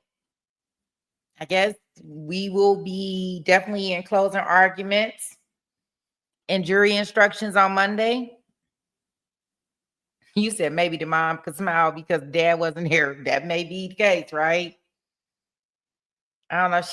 She looks scared to me. Like, I mean, of course she should be scared, right? These are some very serious charges, and she can go away for a very long time, depending on whether or not they are running concurrent or consecutively.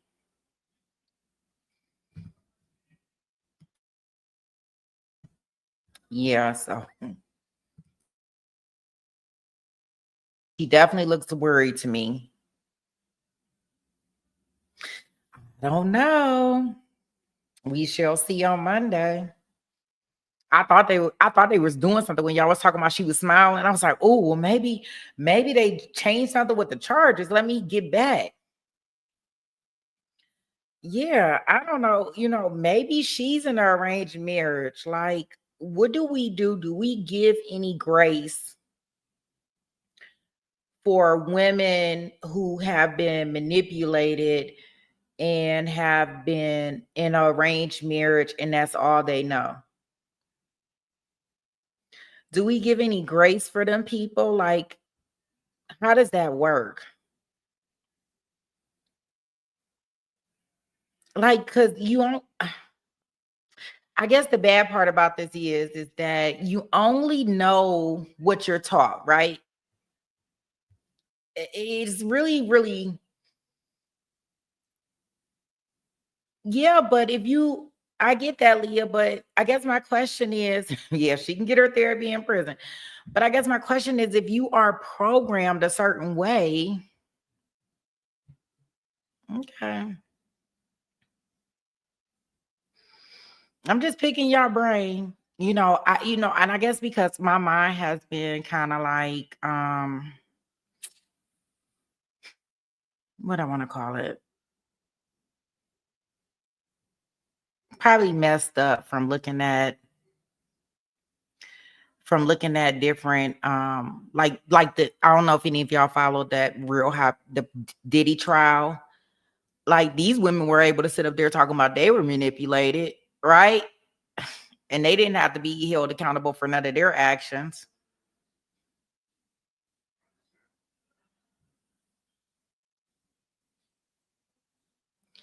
Yeah, Leah, I get that. She has spent months and months away from dad's control, and I'm not saying that she doesn't get what's going on now, right?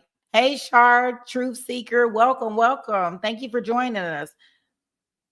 Yeah, I think the law should apply to everybody, but I think that is it. I think it's very subjective.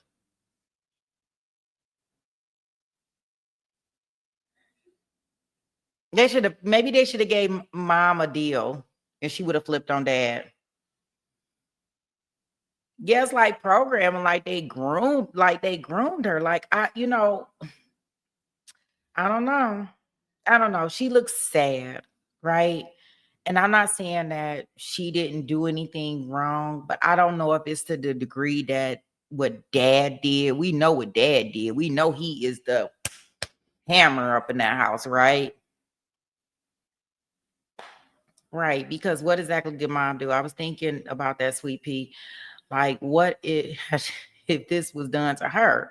Like, what if it's her own marriage was arranged? I believe her marriage was arranged. Remember, they were all born over there in Iraq, and then they came over here to America. And then, when people come over here to America, as being in the USA, do they have a class? Like, do they give them a class before they decide to get their passports and come all over here? Like, because if they were doing this in their own country, it would be fine, right? But do they give them a class or tell them that this is not allowed here? Yeah, they've been going on for centuries. And like, so when people come over here from different countries, I'm not saying what they did was right. So I want to make that very, very, very clear. But if you thinking that you coming from a different country and you can operate within your own realm, your own space, and your own family, I don't know. Hey, Unbothered 60. I see you came in green. Welcome, welcome, welcome. The part about when the parents abuse me, and then I abuse my kids is perplexing and multi-layer, in my opinion. The part about, yeah, and I guess that's like, it becomes a cycle, right? Like what Unbothered is saying, and like it just becomes a cycle. I just know that I'm just thinking outside the box. Y'all know I gotta pick y'all brain.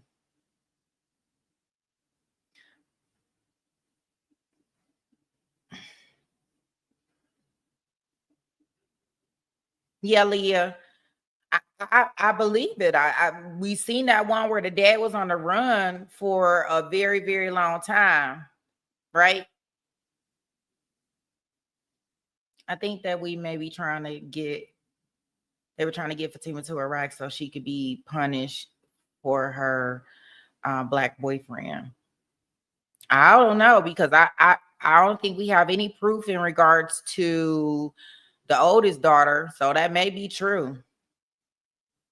They reenact what happened to them. Yeah, and I believe that. But do y'all think that, like, when I'm saying classes, right? Are they really telling people what are rules and regulations and how things operate over here in the USA before they go to different countries, right? Because I would not be going to a different country knowing that I'm going to reside there and not understand how things operate over there. Yeah, grooming happens in all social aspects. I can see the parents committing the same acts again. Yeah, I mean, I'm not saying what they did wasn't wrong. And I mean, because you can even tell, like, even the daughter, like, she's so conditioned.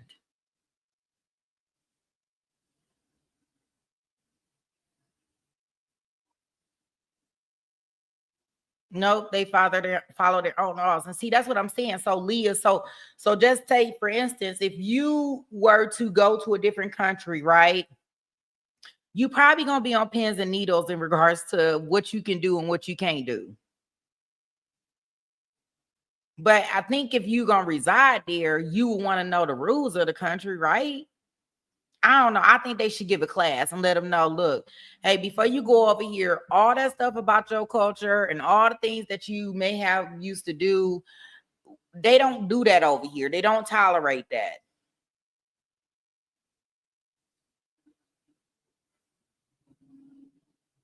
You know, and then they let everybody in, right? So if you letting everybody in, can we at least make sure it is the filing fit Fatima to be touched on her back if the new husband found out she would be, you gotta use different words in there, unbothered, unalive, apparently. Yeah. And I don't know too much about their rules or anything like that. So I'm not saying, you know, what the touching is, but and you know how things work. So I appreciate you providing some insight. I just wonder why we can't do this, knowledge is power, right? And I'm not saying ignorance of the law is okay, because that still makes you guilty, right? But yeah, like it just brings me to thinking, like, with the mom. Yeah, I think so too. Like real life stuff, right? Like, let's get to some real life things, versus to, things that you're not gonna use. Half of the stuff that I learned in high school, I don't even use in normal day to day. Yeah, Penny, I just think the mom looks very she looked messed up, like, to me, at least today. Hey Sarah, thanks for joining us. You actually think they took the case way too far? I don't know. I don't know if they took it too far. You say the daughter destroyed her whole family's life.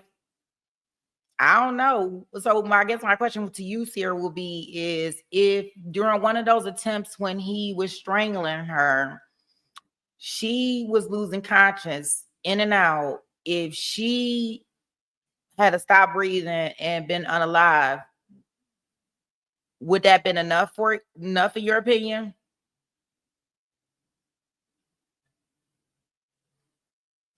So if it shouldn't have been attempted murder, would unaliving? Oh, sorry, you two, whatever.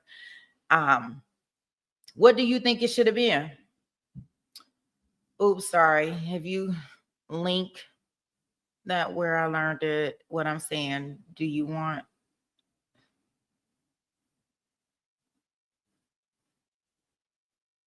No, I'm good, unbothered. I it was assault. They could charge him for assault. Okay. I can see that. I think the problem came in is because of a certain fact that I will admit that I do think that if we did not have video, we would not be in court.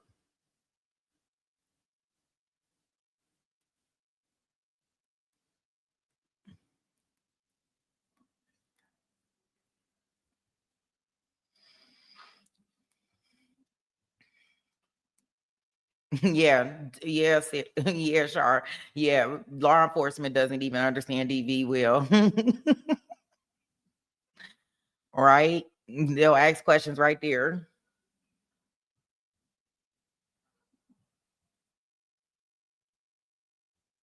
I don't know, Sarah. They didn't bring that evidence in, so I'm not sure if you got some additional evidence or some additional information, but that's not the evidence that we have in. It wasn't that she was an unruly teen or anything like that.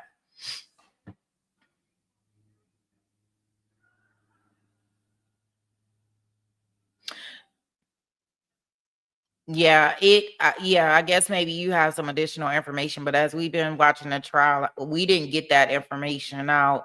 I know that they had pulled her out of school and she was doing online school. And even in that case, Sarah, if your parents don't want you to date and you up under 18, you're not supposed to date, right? I know I wasn't allowed to date until I was 16, but my parents, approved of it at that time. But when I was 15, 14, I couldn't date.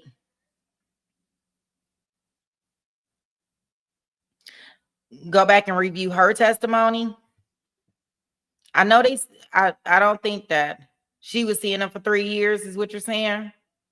I don't know. I don't know. The father of the father of the boyfriend, it didn't sound like it had been that long. Okay, sure. Yeah, I got all the things on my channel. I'll go back and look at that, Sarah. Oh, she missed class. Well, what kid don't cut? I don't know. I don't know with me cutting class, and I wouldn't expect for my parents to come and be trying to choke me out. I don't know. Do you know a lot of things is different now? Yeah, well, even if she was missing, but you think I don't think that's a good reason to make your child go up unconscious, right? I don't know if that's assault. I think the problem is that because she was going in and out, and he probably clearly could see that her eyes was rolling. I guess maybe he couldn't see it, maybe because he was preoccupied. Maxine Kelly says, what if it done at home out of sight actually choked her out? Is that okay? He tried to choke her and attempted to, and yeah. Okay. Okay. I know. I'm not saying that you think it's okay. Yeah, I got it. Well, see, I think the mother is charged because you got to think, Sarah, when from what we're understanding from the testimony and definitely from yesterday's testimony, one of the minor witnesses implicated mom in it, and it appears that they have video of mom after dad got off of her. Mom started the process too. Motion detected at front door. Okay, you talking about for me, Char, that you shared that video of Fatima giving her testimony?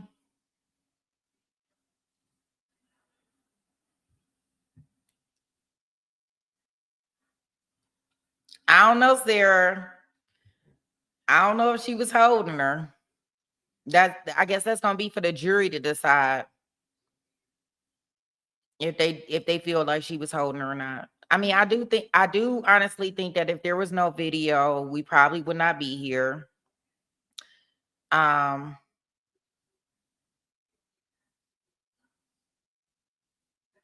If the parents were so abusive, why didn't she report the abuse from before? I don't know if they were. I'm not gonna say that I don't think I seen anything where they were that abusive. I just think that they were going to, Iraq, and she didn't want to go. I think the only time that she really reported them was that day when she ran away, at least from what I'm understanding. Yeah, I don't think they have any priors.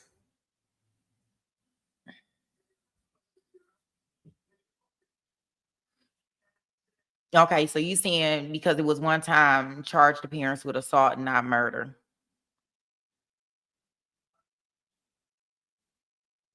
Okay, Pretty Brown Girl said a lot of people don't report their abusers. That's true. Yeah, the mother did have a restraining order at the attacking Fatima's boyfriend at the school. So I don't know if we can say that she didn't have any priors. I forgot about that. Yeah, sure. I don't know. I mean, I'm kind of glad that it happened in the open. I'm glad that it happened in the open where they were able to stop him, because if I don't know if it would have escalated to that point. I think that the boyfriend being there, touching her, whatever the case may be, it just made the dad snap. Just we definitely don't want things to get to that point, right?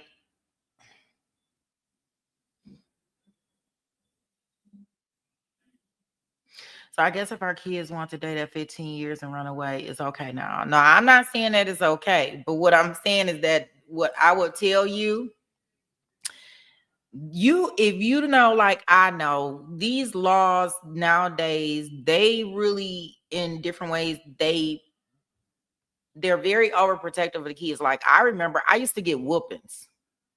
Used to have to go out, get the switch, and come with me, get my whooping.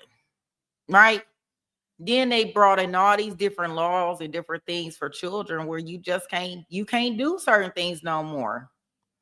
And if you got kids so that's just what it is, right?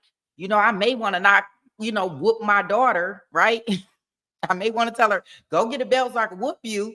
But I promise you, if I probably do that, then I'm probably gonna get in trouble. There was an arranged marriage with an older man in her home country. That's why she didn't want to go back. Yeah, that's my understanding. Yeah, she was 17 and about to be forced into arranged marriage. Like the Raul Val case, parents are allowing their kids to drink at 3 a.m. Yeah, I don't know. Yeah, that happened in Connecticut, so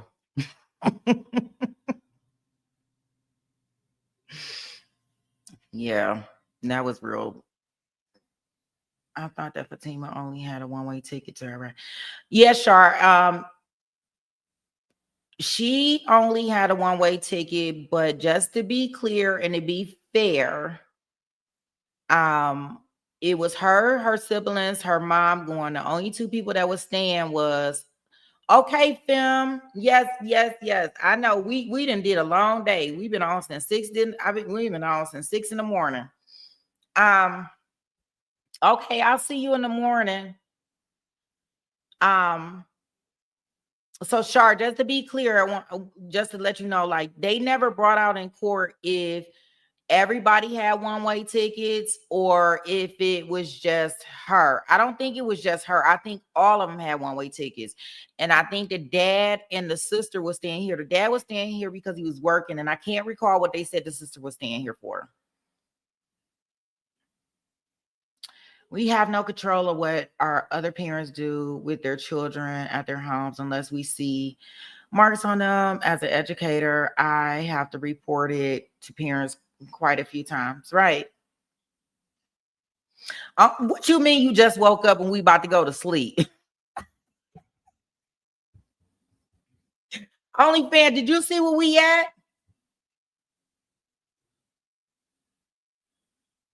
Did you see where we at when you came in, when you just woke up? You missed the celebration.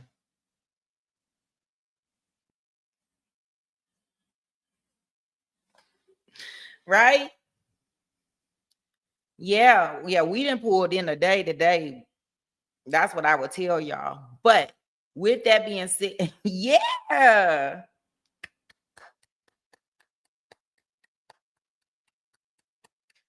I mean, like we should have just hit it today. You drank it? I bet you did. Wow. It's in the morning. It's 11. Thank you, Sarah. You're so sweet. You make sure you gonna be here with us on Monday. That's what I want to know. Are you gonna be here Monday when we get these closing arguments? Hey, Sauter Derv. Okay, you gotta watch your M words. It should be unalive, and if no one was around, we'll ask them for them to be deported. I live here. Fatima is still afraid and has a new name and lives out of the state. She will be sitting down with 2020. Well, I don't know why she's going on 2020. She probably shouldn't do that. Oh yeah, all the the parents in custody, they ain't letting them out of custody. They set they bond so high. One was 500,000 and the dad's was 1 million. 950. So only okay. So wait a minute. So it's actually Friday there, because I'm still on Thursday. You good, Spotted Dirt? I done said it online. I be forgetting. You know, they got all these rules. Yeah, the mom also assaulted the boyfriend earlier and was kicked off school grounds. Yeah, they probably not going to deport them back until they finish the case. Oh, wow. You 12. Okay, got it. Okay. Well, dang, we got to catch up.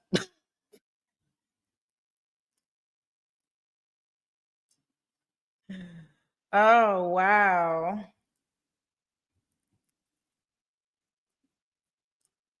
Oh, wow. Yeah, I thought, no wonder you talk about you just got up. It's Friday morning. Hmm? Where they do that at? Wow. Well, this was very nice, a good discussion after the stream. I definitely appreciate this. And any of y'all, you know, we do our little open panels on our lunchtime. So if you ever want to come up on camera, we do our open panels where you can come up on camera and you, instead of doing all that typing, because I know Sarah over there typing, she getting those thoughts in. You can actually come up on camera on our lunchtime panel and you can just talk it out. Yeah, it's just different ways of thinking of it.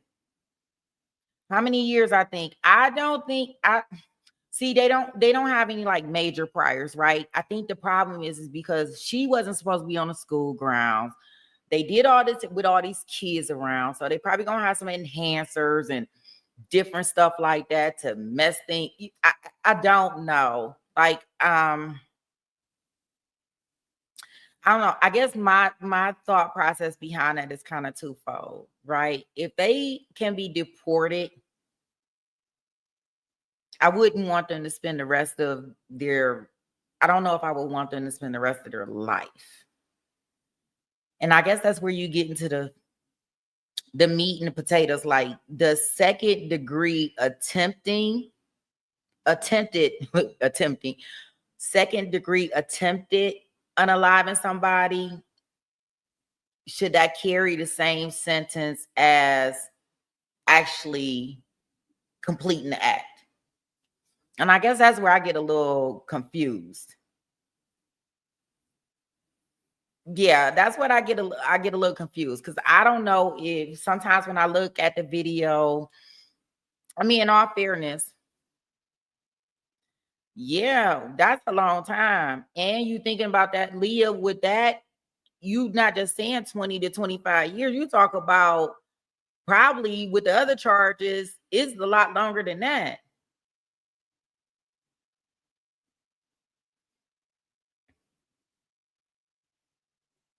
So yeah, I don't, you know, and I could see him just being one of those parents where he got out the car, he been looking for his daughter. Trust me, I can see all directions. I didn't play devil's advocate on here all day. I can see him getting out the car. He been looking for his daughter. You know, he see her over there with this boy that he don't want her to be with. And I can see him actually just like, she tries to run away. He grabs her by her jacket. No, you're going to get back here, right? But in the same token, in that video, he had his hands around her neck, both hands. And I just don't know what to do with that. Because you know, if you keep your hands around somebody's neck for so long, that eventually that's gonna cause some other stuff, right? And so that's my problem with it. And he was not letting go, Sarah. And I think that's the biggest issue. Like, even when all them kids coming over there and fighting and punching on him, he was just not letting it go. Yeah, yeah, because he was over there handling business. Yeah, everything was just way too heated. Right. I agree. I just think that as him being an adult, that and it's just so hard because he just didn't have that snapback. Right? You gotta watch your words. Just when you do it, just spell it backwards as redrum. YouTube be tripping about that. Yeah, they be tripping about that. So you have to, yeah, it's gonna be. I have to take it out, but I'm just letting her know. Yeah, they have problems with that. So I am gonna take it out because I don't want no problems. Look, we just hit 1K. We don't want to go back. We don't want to have any issues. Oh no, you fine. Look, Leah, look, chat, look. I am not like, we just try to remind each other so we can have healthy discussions, healthy conversations, and stay within YouTube's realm, right? I make mistakes. Everybody makes mistakes. Nope, Sarah, nope. We don't. I think she tried to get the other two kids back to family members, but I'm not sure if she did or not.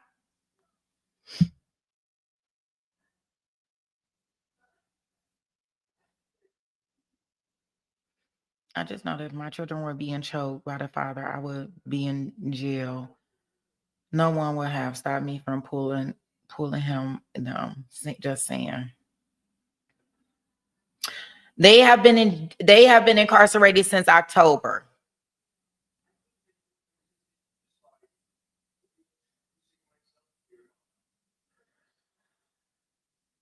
Yeah.